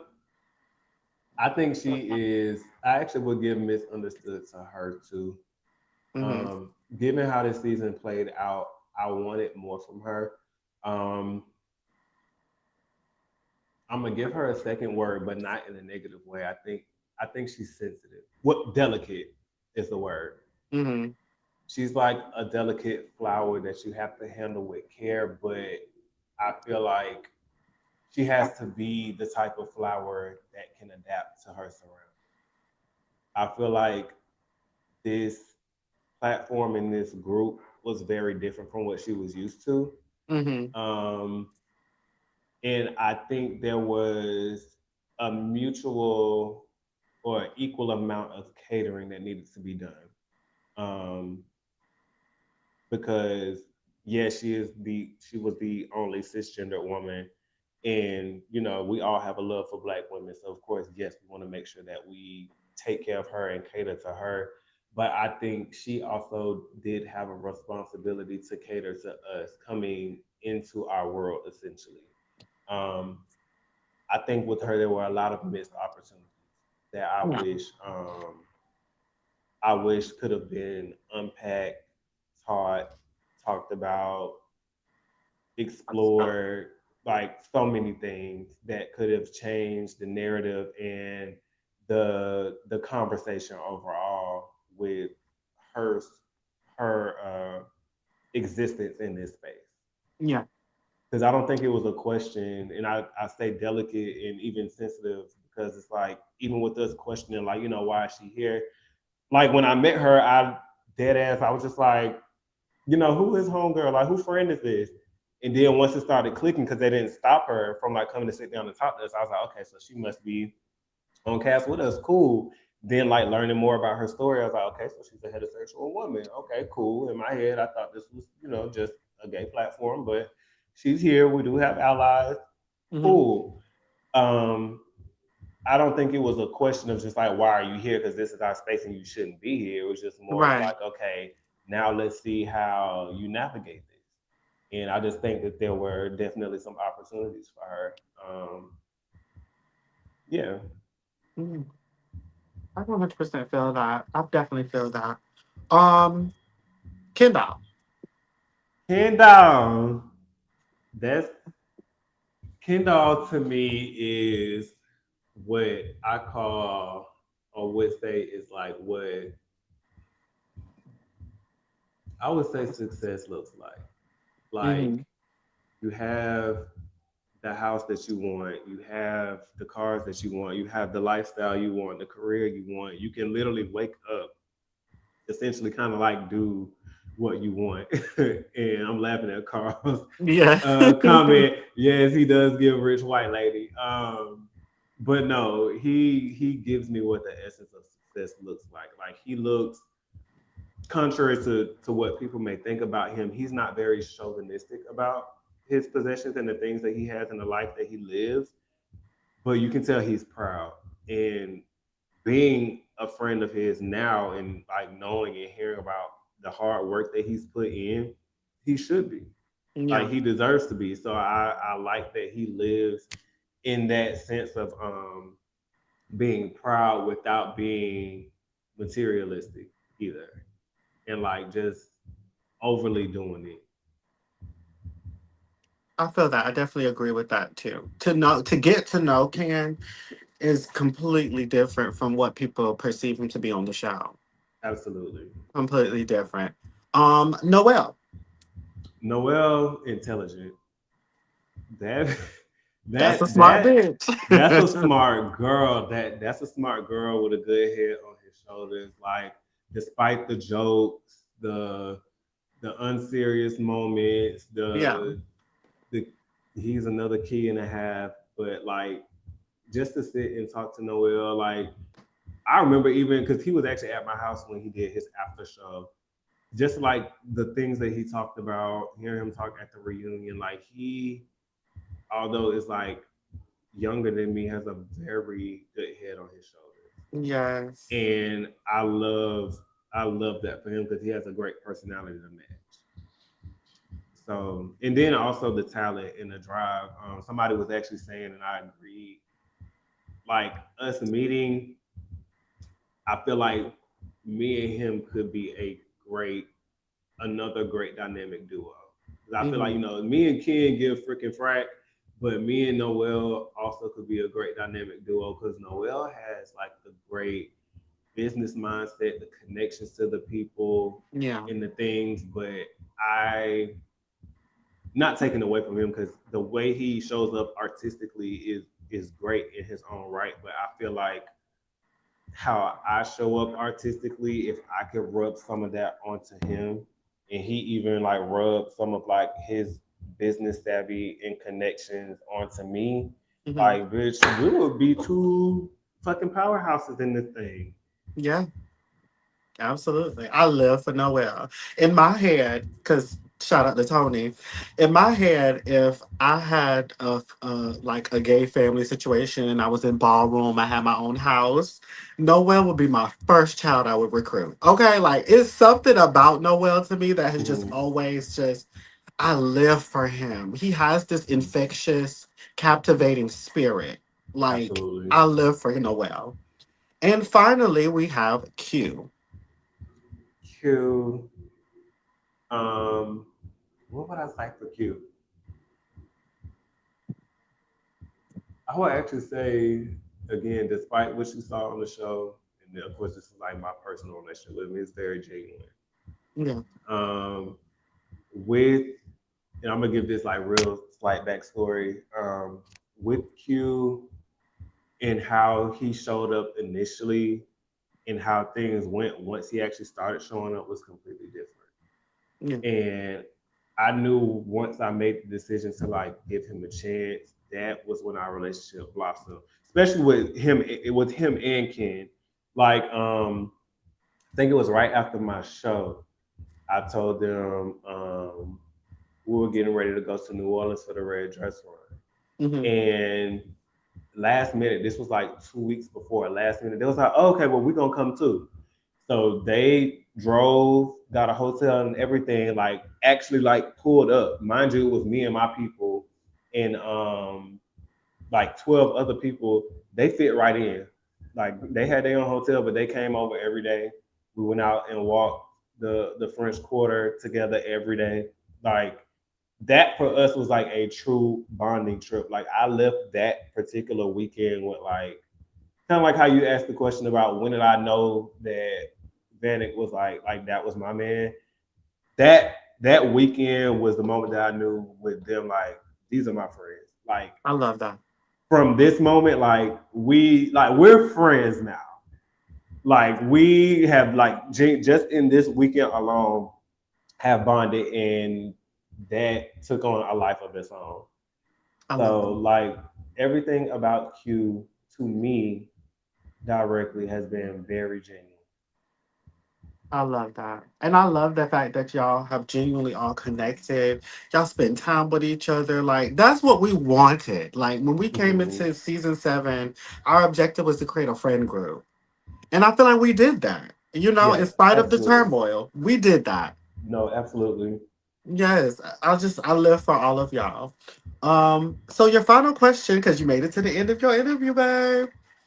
Mm-hmm. So T, your final question is: when people leave this interview, what's one thing you hope that they understand about Samii Austin that they didn't before? Um, what I want people to understand is while the position, and I kind of like alluded to it before, but the position that I'm in now, from being on Chasing to like putting out music and yes, kind of like investing in myself as an artist, I believe that everything I do is bigger than me. Um, Again, to like the question that my best friend asked is like, what drives me? And my biggest thing is not necessarily to be famous, but I know before I leave this earth, I want to leave like my mark. Like very much so Beyonce, I was here. Like I want to leave something for my children, something for my family that was left. Like I want to feel like I made a difference in this world outside of just the people who immediately or intimately encountered me. Like I want to leave a lasting footprint for like people coming up behind me to be like, oh, I saw how Sammy did this. Sammy was able to work a 9 to 5, be in a full fledged, long lasting relationship, still be able to, do the things, chase his dreams, and like not give up. So like I want to be that beacon of hope and possibility for people. So everything I do is like bigger than me. So while yeah, there are certain roles that I have to play to do certain things, I still try to make sure one is authentic to me and it's something that I would want somebody coming behind me to do or Yes. like kind of mimic. So that that would be one thing that I want people to know that I don't think many people know. Usually when you see people in this space, it's like not to say it's selfish, but it's like, they do it for like whatever their personal gain is, whatever that is. But for me, I know it is bigger than me. Like I know I reap the immediate benefits of it, but it's really for like those people that are coming behind me because I have so many people that I look up to. So it's like I want to show that journey to people who may be looking up to me, to that little kid that, you know, hasn't come out to their parents yet, but has this dream of being a rapper or something in the arts and they want to do whatever it is that they want to do. Like Yeah. they can literally see my story and see that you can find your way without getting the things that you thought you needed. So Yeah. that's pretty much it. That's amazing, Sammy. And I want to say, number one, you did an amazing job with this interview. Number one, you Thank did great. you. And also, I really appreciate you being here. Like, this means a lot to have you. I enjoyed our conversation. I, Absolutely. I learned so much more about you. And one more piece of note is like moving forward is like everything that is meant for you is already in your plan, you know? Even some parts of the plan that you don't even know about. But God has so much Right. more for you. You just got to continue to step in faith, be mindful of how life is, but also be mindful of what God can do at the same time. Hello. You Amen. know? So just keep on doing your thing. I'm so proud of you. I'm so glad to have met you. And Thank you. I can't wait to see what else Sammy Austin does in these streets of Potomac. I can't wait. Baby, we about to wreak havoc. It's up. Yes, I and we love it. starting at the clubs. Yes, I love it. I love it. But you made it, babe. You made it to your end of your interview. Now I dropped the link so now some people will be able to come in, ask you some questions, all the things Period. and the things. Not JT Period. Winfrey. I'm screaming. Screaming. I I wonder love if it. I can't remember her name. It was somebody that was in Nova's chat that was like she was gonna come up here. She had something for me, so I was like, oh Lord. I don't Oh, know if she. I don't know if she in the chat though. I don't think I saw I her think picture. that was Catherine. She's not here. Oh, Hi, okay. Tony. Hi, Carl. Hi, Jamar. Hey Hey, just Javier Tony. Walters. Yes. Hey Jammer. Hey Calm. Samantha Hi, Valentine, St. James McGee Sammy. the third. Yes, ma'am. Well, well, well. Yes. Sammy, well. I have a Well. question for you. What's the? So, you Oh and boy. you, There goes that first of diabolical all, laugh. the elites are very shady to one another. Let me just start there, okay? Okay. Elite. Why did you let come out of your mouth about my little sister Nova that she left that group chat like she left Miami? Cause she did. Cause she did, and we talked about it a little bit at the end of what's it? Because I didn't like how that whole thing played out. Like I felt like out of everybody, once I found out that she had an issue with her room, mind you, if we get into the whole breakdown of like how the houses happen, girl, we did our best with what we got. Like I would rather you, because again, she's a woman. I'd rather you as a woman have your own bed to sleep in, your own space, and share a bathroom with you. When she was like that was a problem for her, I was like, okay, well, take my room. You got to share with Noel, but take my room. At least your bathroom will be right there. She didn't want to do it, so she took girl. I tried to help you. Pretty much is my thing. For you to still have an attitude, leave the trip early, and then carry on how you did with like blocking us and unfriending us on so, Instagram and all of that. Like, girl, so you was getting I your lick wasn't, back. I wasn't pissed, but I definitely was like, oh yeah, I'm gonna get my little lick back. And I told her I was like, girl, because you did a whole lot to somebody that actually tried to help you. Like, I know I ain't perfect, but I feel like if you was gonna fall out with somebody, you could have fell out with everybody else and like left that with me because I actually tried to help. I But will never you ended up forget when sucking that my dick. happened, and all of y'all were asking me what happened with Nova, and I was like, "Listen, when the time comes, Nova will tell her own story." Girl, I'm I was not. over it. I was But I fucking just thought that over was it. so funny at the reunion, and I remember my reaction when it happened. I was like, "Oh, okay, Elise, all right," because because Yeah, I was we so were the over it. calm couch, and maybe y'all was over there going in at each other. I was like, "Now hold on," Yeah, but Listen, I had that's to throw that Tammy. in. I was like, girl, because ain't nobody kicked you okay. out no group, baby. You left that group yourself the same way you left Miami yourself early ahead of everybody else. I just wanted to ask. I wanted to be funny and ask a little shady question from the reunion. But no, and MJ, no, Nova was in house, I guess A or B. I don't know Hey, how She was they. in the house with the other elites. Yeah, she was oh in the girl, house with the Carl, please, with her Carl, fellow please. elite, Okay, so she was in the elite house. She Got was in it. the elite and we house, were in the House extra A. house with the head Mind honcho you, Dominique. Okay. mind you, it was supposed to be different. The point, honestly, because we had to get two houses because the initial house that we got, we couldn't get it in time. But I Right. actually was supposed to be in the house with me. I was supposed to be in that house, but everything started to change it up. I wasn't in charge of who got what room. The only part that I played and played on the trip was helping like lock something down, and I reached out to the landlord and was like, "Hey, we get in more than one property. Try to give us a discount, work with us something." After I locked that in and got us somewhere to go so we could have as fab looking of a place to stay, that was it for me. Everything else was on everybody else. I didn't do shit else. Period. So Samantha of Fensington. Oh, girl, what? Come on, Samantha Fenton. What, Carl? I mean, I'm glad to see you sitting in a seat this time for your interview and not on a fence. That is so Girl, you nice. know I had to get up, but you know that fence is white and it's picket. You know. Pick it, bitch. Pick it, booty hurting in style. I know that's right. So, if invited back for season 8, do you plan on getting off that fence? That's the question that I have. Are you gonna stand for something or fall down for anything? You know. I mean, no shade. Depending on how the girls act, they might, make my decision for me. I might not have to get off the fence myself. If you push me to one side or the Clearly, other, because the that's on first you. episode need to be the elite sitting down working y'all issues out. Because the extras is fine over here.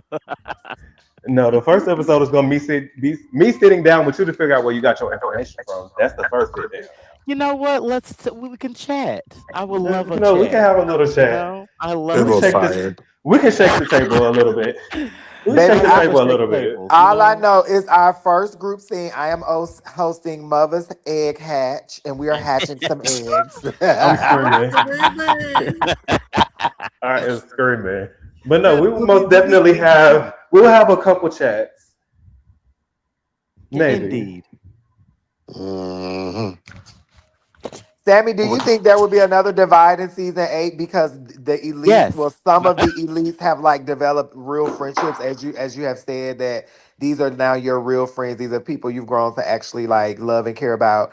So, do you think that there will now be not saying it wasn't a real divide, but like a probably an actual divide that everybody will probably acknowledge, being that friendships have been solidified? Eh, I feel like it might be the same, but then also probably not because the dynamic since the reunion is so much more different than how it was during filming of season 7. So that's I think what is going to make season 8 so interesting because we all left off a little rocky. I mean, as y'all saw, the elites have fallen. It's still things are unanswered and unclear with certain people. So again, next season will be the season of sit down. So at this point, I think we're almost back at an even playing field because everybody is kind of like disbanded a little bit. It sounds like Jatavia Walters and Jamar and Dario needs to pick up the cameras now, darling, and start filming, huh? I'm on Hello? PTO. I'm on PTO. PTO. We need to Prepare the start right others. now. Prepare the others, baby. Prepare the Who others. is playing music? Okay. I'm Girl, here too. Jatavia DJing over there. No, Okay. it's not me, you guys. I thought it was me, but I'm like, I ain't got no music playing because every time I hit mute, it No, would go off. no, it was me. I had walked in the room. I was supposed to be getting ready to go out. Oh, Well, it Oh, I'm was Bay. I just hollering. walked upstairs. But I had wanted to share y'all a story of Samantha's casting. Y'all ready for it? Oh Yeah. Lord. Tell the story, Jabbar. Yeah. So secretly, Samantha had slid on this cast unbeknownst to JT and I. And we Yes.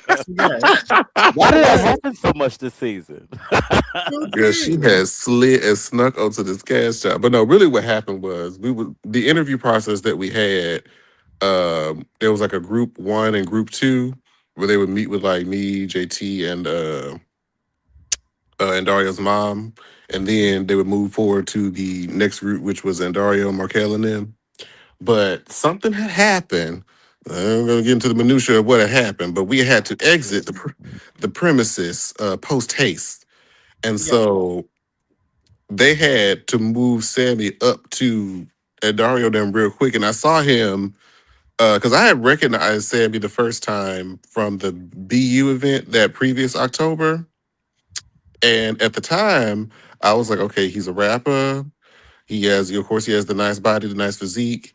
And I thought he was a raging cunt from his face. That's true. Damn. I thought Sammy was one of those mean butch queens with the nice body. I said, oh, girl, here we That's go. true too. But like he had mentioned, different moments where we had figured out that they had bonded or he had, was made friends at the Red Dress Run with Q and Ken.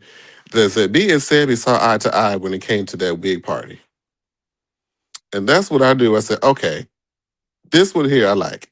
Oh, when you try to take that, you try to claim that pan of macaroni. I claimed what was mine. Yes. Girl, please. The macaroni Yes. was mine. I actually let you have it, but it's okay. Is that what you think happened? No, that is what happened. I let You you know have it what? because you see what happened with that pan of macaroni when he brought it to the reunion. I have my own personal pan. I just brought the one that I wanted to share with you guys. And let me say you something else. Sammy is bullying me. Sammy be bullying me and picking on me so bad. And I won't have my reprimand.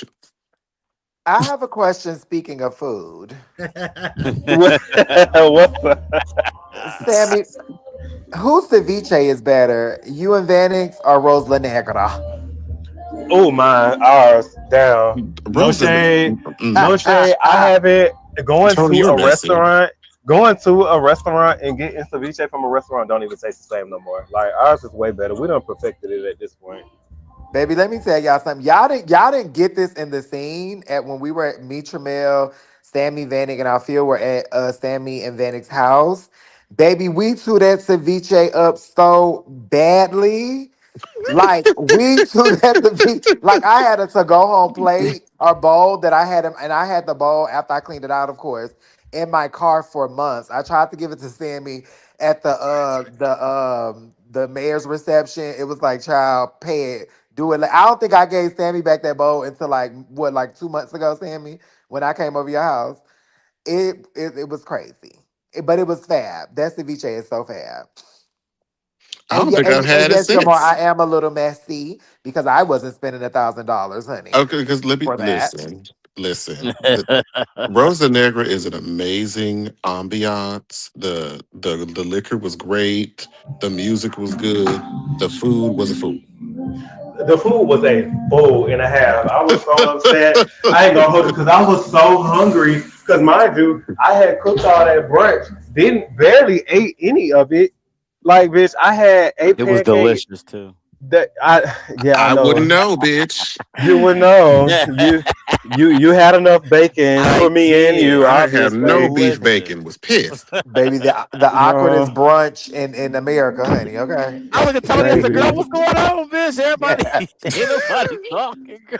I I'm hated like, that scene. Nova, That you was my all least favorite right? scene to film. Me That and whole Tony look scene. like, "What the fuck is going on?" Y'all don't want to talk No, about nothing, so what else is going on? no, to your point though, Carl, I don't know, cause like, and I will say this, like I tell a bitch they right when they right. I was so happy that you had cleared it up that I did not say anything to them about you coming with anything for them. I was like, you had shit for me.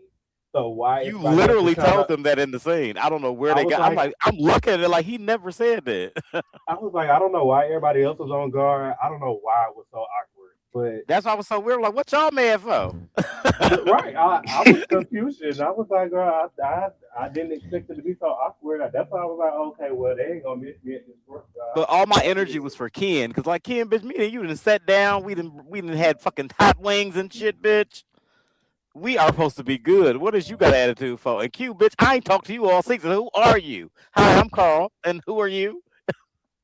We ain't talked all season. I'm And, screaming. What you mad for? and I know it looked awkward, on the episode edited, but not watching it or filming it with no sound effects and just silence. I Yes, hated it. it was real I bad. I'm like, hated girl, it. It's so I'm like, funny. what did I That do? shit was so awkward. And as Girl, soon as Tony it is was a key. over, So it's like, so what else is going on? so what else is going on? Cause y'all don't understand. Y'all wasn't if you were not there in that space, it was awkward It as was so awkward. hell. Oh I was shit. And like, I said that because to mind you, Dario and Jamar, like soon as we got done. I don't know if I said it in that house or when we got back to the other house. I was like, that was so fucking awkward. Like, what is the tea? I heard laughing and shit and jolly noise, and soon I walked in, it was like, I'm like, hello? Mind you, we sitting at the table waiting for Sammy to come back. And here come Card and dived into the food. We like, well, child, I guess we might I as well mean, start diving shit. in, honey. And They see, looked at me like I was eating white only pie, bitch. Like, who said you could have some of this, bitch? I said, am I not supposed to get none of this? Is this not from me? It was on the itinerary. and see, Shit. well, the reason why, because we didn't know that Nova had that conversation with I them, so didn't that was either. all over Yeah, FaceTime. And so right. when Carl finally arrived, we thinking we're gonna, get some sit down, we're gonna get some, discussion going. And when wasn't nobody saying nothing, me and Adara kind of looking like, what the fuck going on?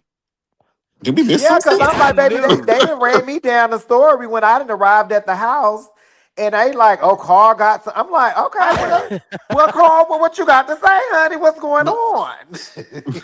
And mind you, Sammy told him previously who I wanted to dress, which was him. Sammy wasn't at the table, so we ain't no need to talk about it. I said we gonna talk about what everybody here, because what I had to talk to Sammy about involved everybody, but he's not here, so ain't no need to talk. And Tramel wasn't here, and Althea wasn't there, so there was no need to talk about it. Now I said, wait and till everybody get here. We just got here. and that's why I was so disappointed, which people couldn't understand my disappointment when they watched the show.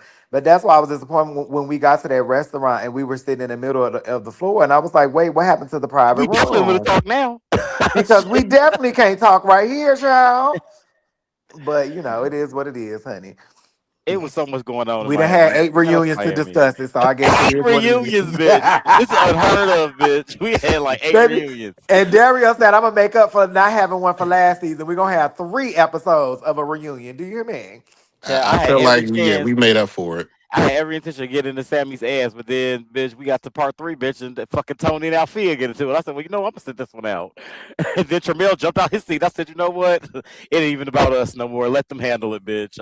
I'm gonna sit down Well, in this as, corner. as as Sammy has described me, I'm very passionate. I'm very Okay, you Look, look, said, all I'm I just gonna sit look, this one Carl. out. All I knew is I was like, bitch, we just had to have some words, something. Something. I had to We say, had so to I had to have a tuck your little wig just something. a little bit. But I said, Just, bitch, bitch, if I could just a grab one smidge. red dread off Like, your that's head, I it. was okay. Just one red That's dread, all and I I was gonna wanted to be just do was good. one. grab it just a little bit. I was like, girl, because y'all trying to kill each other. I just want to grab that bitch a little Hello, bit by like her bitch, fucking nipples, What, bitch. what's your race there? I was just trying to shift it. That's like it. I'm just bitch. trying to shift it a bit. That's all I Look, the wanted. goal, the goal was to tug the wig, not take it It off. was. It definitely Not to was. take Just it off. tug. Y'all taking the wigs off They at was this taking them point, off. I bitch. said, now hold on, bitch. Okay, Step took well, them back. well, off and set them unfortunately, ablaze. unfortunately, the only wig that came off was mine.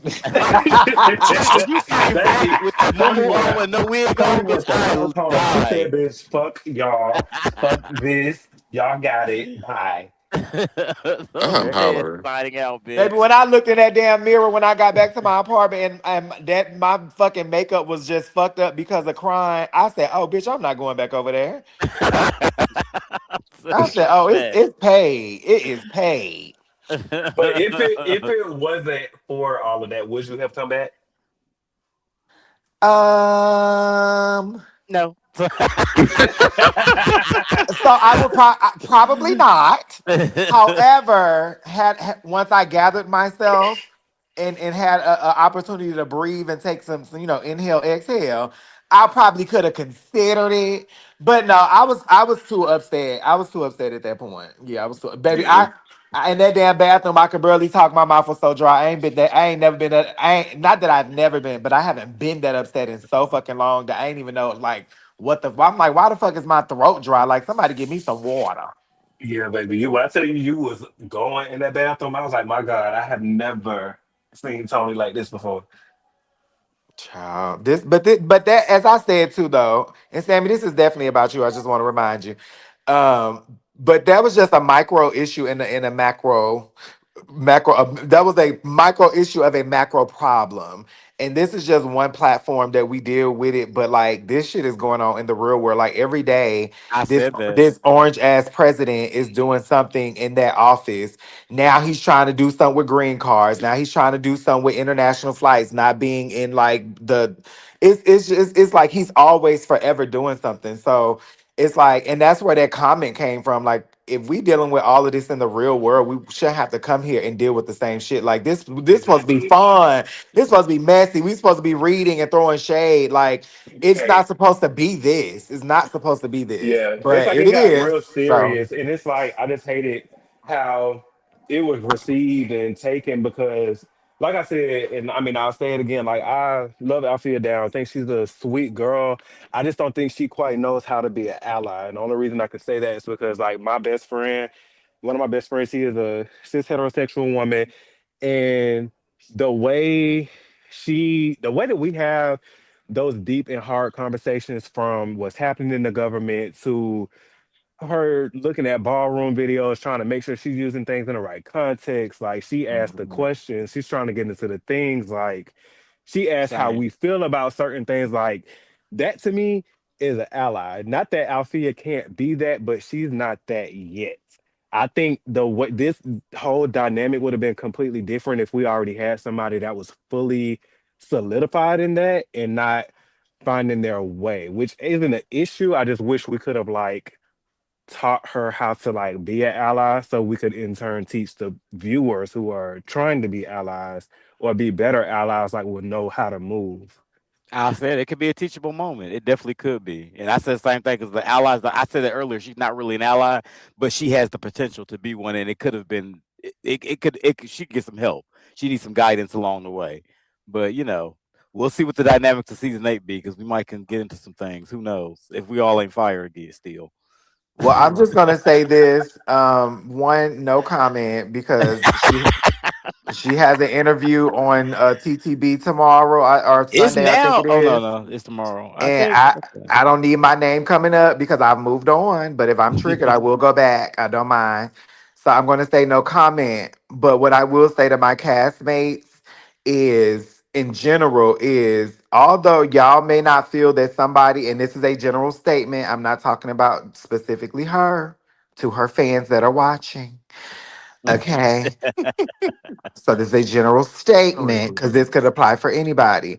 But what I would say to y'all is, as a trans person, how I feel and what my experiences are mine. And so if I say that I feel like something is transphobic or somebody is being transphobic, then that's what it is. And I feel like when the people are saying, "Oh no, I don't think such and such is transphobic. I don't think that is transphobic." I'm like, well, first of all, none of y'all are trans to even know what that feels like on the receiving end, and to have to deal with this every damn day, with everybody in the real world outside of this damn chasing Atlanta, universe.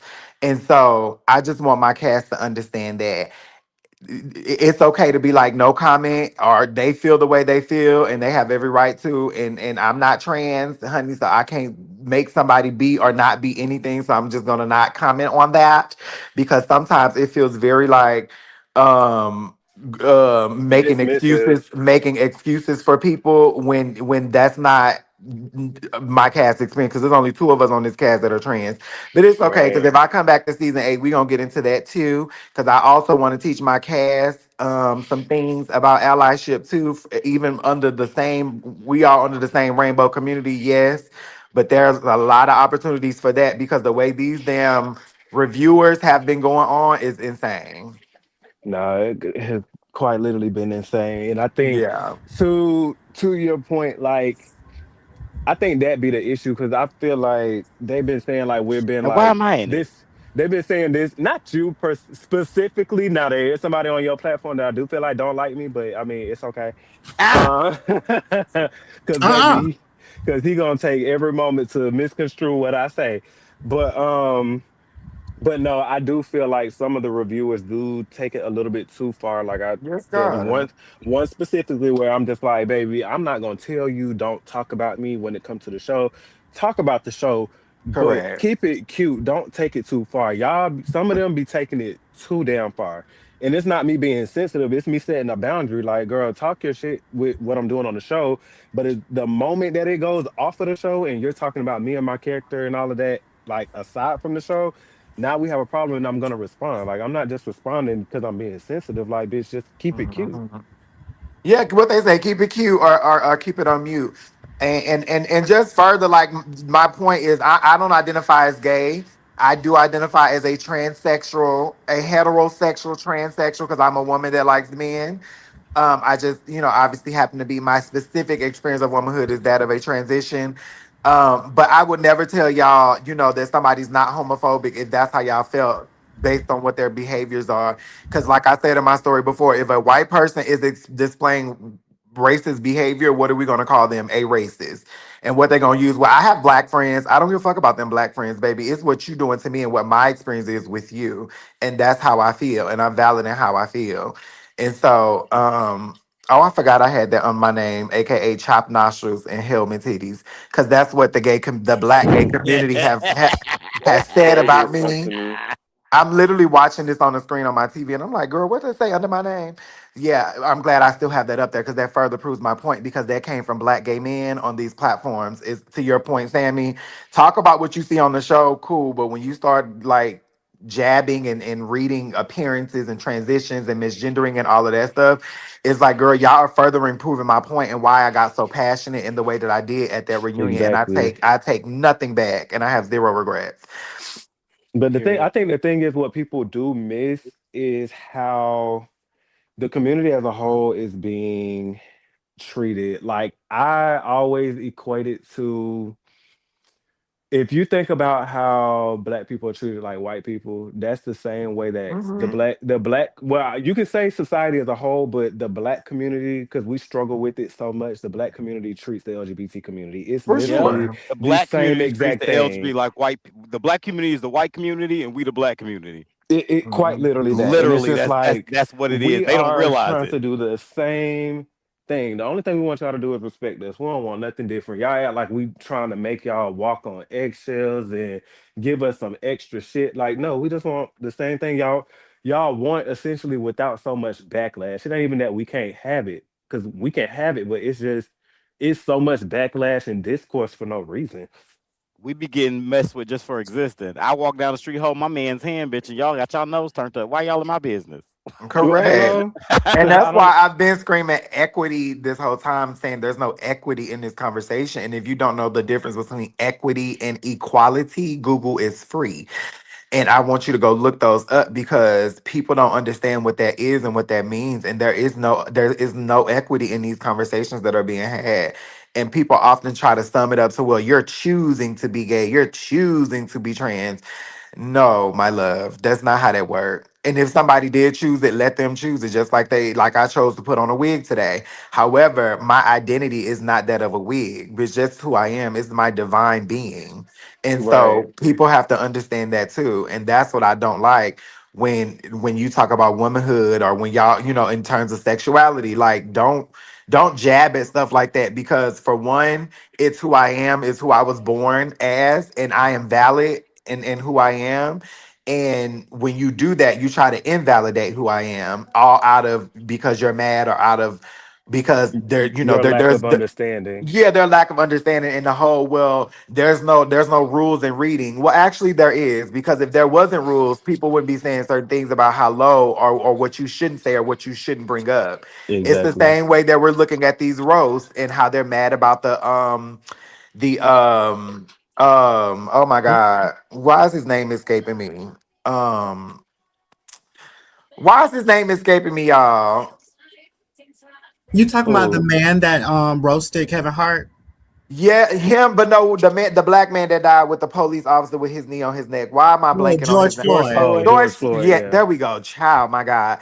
With the George Floyd jokes, it's like, oh, everything should be okay in comedy.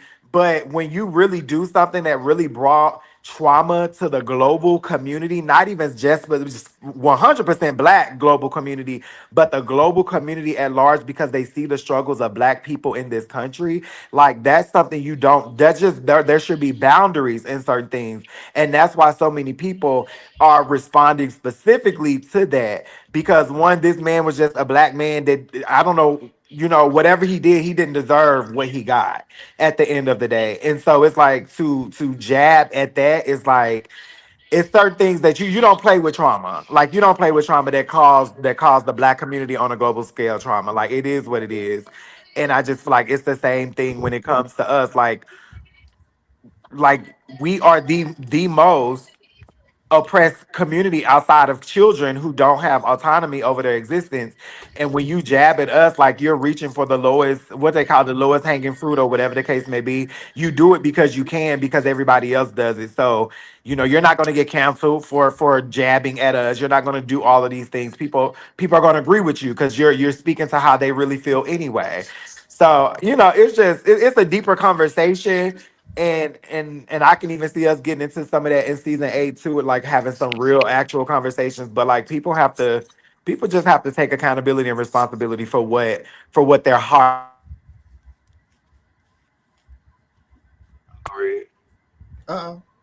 I think she cut out, hello. but There definitely you go. agreed. There we go. 100%. Oh, Tony lost her connection, child. But no, I definitely agree. I think the stage has been set for another successful season for Yeah. Chasing Atlanta. In Whenever, 2028. look, Yes. before whenever the producers and Dario so feel the need to, pick up a camera again, just saying there's a whole lot of things that's happening right now. Hello. Just just putting that out there, It But ain't been yeah, 30 days. it has not been 30 days. We're just saying we could do like a soft filming situation where you just hold on to the footage, like, just kind of pick it up as things happen before we actually get into filming season. Yeah. Just saying, moves are being made, venues are being toured, things are kind of like happening. So, we'd love for you to be there. I live for it. I live for it all. It's just convincing Jamar at this point. I'm on PTO. I live. I live. I live. But no, since I think everybody's done with having their questions, comments, concerns, I want to again thank you, Sammy, for being here. I enjoyed you so, so much. Oh, thank you. I really appreciate. I gotta give all my thank yous now. I didn't make the post like I wanted to for obvious reasons, but I appreciate one and Dario just for having this platform, for including me on this platform. Thank you to all of you as production. I don't care what nobody say on any platform, any panel. I feel like y'all have handled me with the utmost care, and I love and respect each and every one of you. So thank you so much for that. Love my cast down despite the current status of everybody's relationship. We ain't all kumbaya, but I know for me individually, for most, I love you all. Except for Carl, we still got unfinished business. Uh, no, I love Carl too in his own very, very, very special way. But I appreciate everybody. I appreciate the viewers for, just keeping Chasing Atlanta alive and giving us like a reason to continue to tell stories and like push for better and strive for more. So I have an appreciation for everybody. So I do want to make sure I do give that thank you to you all. Thank you, babe. I Well, appreciate thank it. We love you as well. Do you, Jamar? Do you? You don't have a choice but to love me. I just say this, because. I'm screaming. Absolutely. Absolutely. I have to pay you and your camera a visit soon. I'm hollering. I should post that one day. I keep thinking I'm going to do it and I keep You forgetting. should. You should. At this point, we're gonna have to create a montage every time because they happen every time I come over there. I hope I still have them. I don't think they deleted. I think I sent you most of them if I didn't. So I can just go Yeah. through our thread. But if y'all don't know, I always flick off Jamar's security camera every time I leave and when I get there. I don't I'm know why. screaming. It just seems needed. Did you do Yeah, it it's when we watched the episode? That one, I think that was like episode 9. Did you do that? I did. I I literally don't do it even think every I time I saw leave it. there. I don't even think I Yeah, saw see, it. that's the Damn. thing. It just feels so natural, even if you're not seeing it or anticipating it. It happens. That's crazy. I told y'all he picked on me. Ain't that wild? But for now, I mean, I don't know if you were gonna ask, but I will say this: I feel kind of cute, so I'm gonna turn my camera on. Yes. Oh. Um, because I'm gonna go outside. It's Memorial Day weekend. That rain ain't stopping nothing. I know But that's right. I do want to say to all of my fans out there, believe in yourself. No, I'm kidding. Samantha, Uh, please. but no, on a serious tip though, I do have a lot coming up. A lot that's in motion, even for whenever season 8 happens, you'll kind of get the things. But I got a lot coming out. Got a couple new chases in the works. New single coming out soon. I did have to push it out from the initial date, but Club Lights will be coming soon. I still am gonna find a way to drop 3 songs this summer. Give y'all all three. You'll have like a summer pregame song. You'll have your midsummer song. You'll have your end of summer going into cookout season song. Um, Starting to work on an album. Um, Wedding Oh, have I been specials. fired? I think I've been No, you fired. have not. You have not been fired. Wedding special. Wink, Yeah, wink, hint, hint. Maybe coming soon. Um, yeah, the things are happening. Life is looking great. So yeah, y'all should be catching a lot. But again, I just have to thank like the platform for like giving me the visibility for sure. Because that was all I wanted. So now like, things are really starting to happen. I love it. Well, I'm Look at excited for God. the journey and what's to come for you, babe. Thank you, love. Where Period. y'all Period. headed to? Yes, where you going? Um, I'm going to this party. It's called House Party that DJ Sleek is putting on. Um, because it's actually at a venue that we're looking at. Wink, wink. Again. So Hello. I wanted to, I wanted to see how the venue actually like looks with people in it, so I can get more of an idea of how like I want our thing to look. Wink, wink.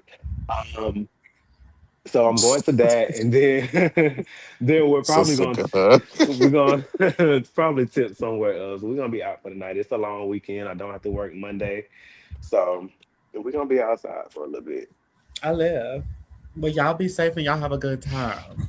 Thank you. If y'all go outside at any point this weekend, y'all be safe too. Child, I'm gonna need my umbrella. Ella, Ella. Hey, A Hey, hey. hey, hey. Okay. A. Period.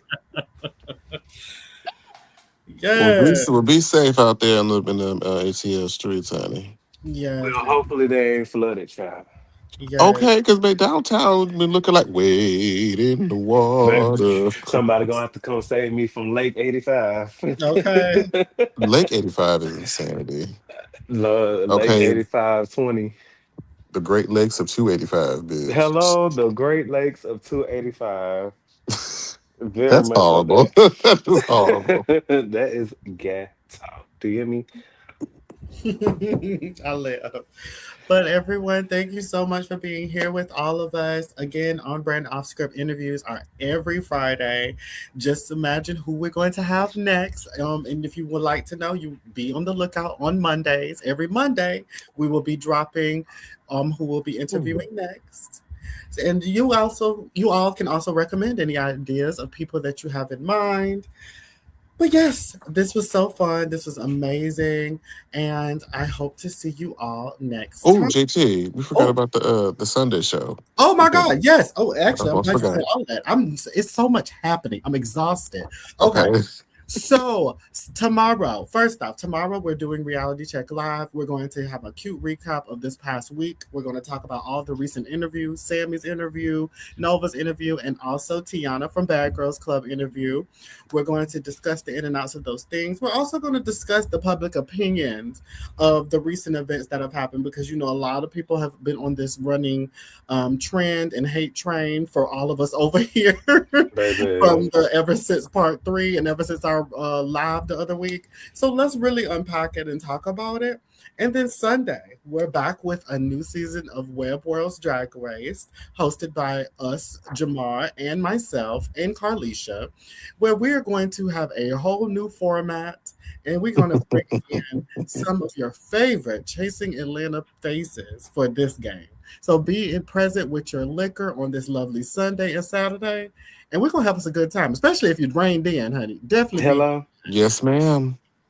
Absolutely. Oh, before I drop off for real, I saw two questions in the chat. I don't know if the people still here and want them. So, somebody asked what sign Vanek is. He's a Cancer. Um, so yeah, that is the awkward collab. Usually Sagittarius and Cancers don't work romantically, but we do. Yeah. And then somebody asked about the caterer that we use for on the show and for the reunion. It's Navi's Kitchen. They are in the New Jersey City, New York area, but they do travel if the coin is right.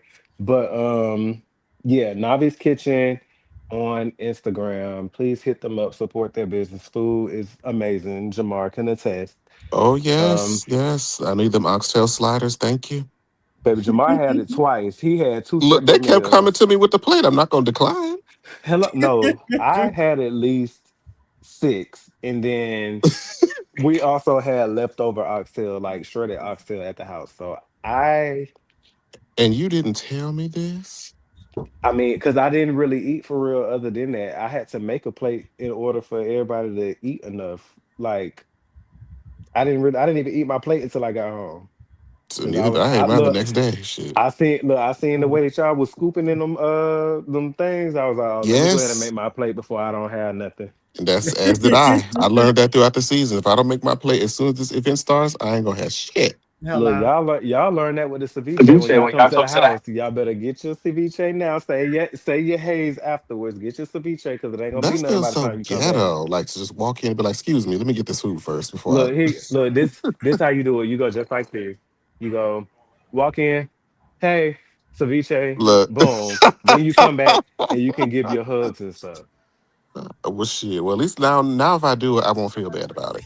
Yeah, no, don't feel bad. Get your ceviche. Just say a general hey, get your ceviche, and then we can, get into the individual hugs and hellos. Okay, and will. But no, y'all have a good night though. Thank you, Indeed. Beth. You too. Yes, and make sure you all are following Samii on all platforms. Check out his merch. I'm so glad, Rave. Thank you for posting that during the interview, which I highly recommend you continue to do that, honey. Just making sure that the people are always well connected with all our guests. But yes, this was a fun and very informative interview. And I hope we can continue these, everybody. These have been very enjoyable. So until next time, love you, mean it. Bye. Waist up, what's cracking? What's up, little baby? What's happening? I know you about ready for some action, so just slide to my current. Let's get nasty. Say waist up.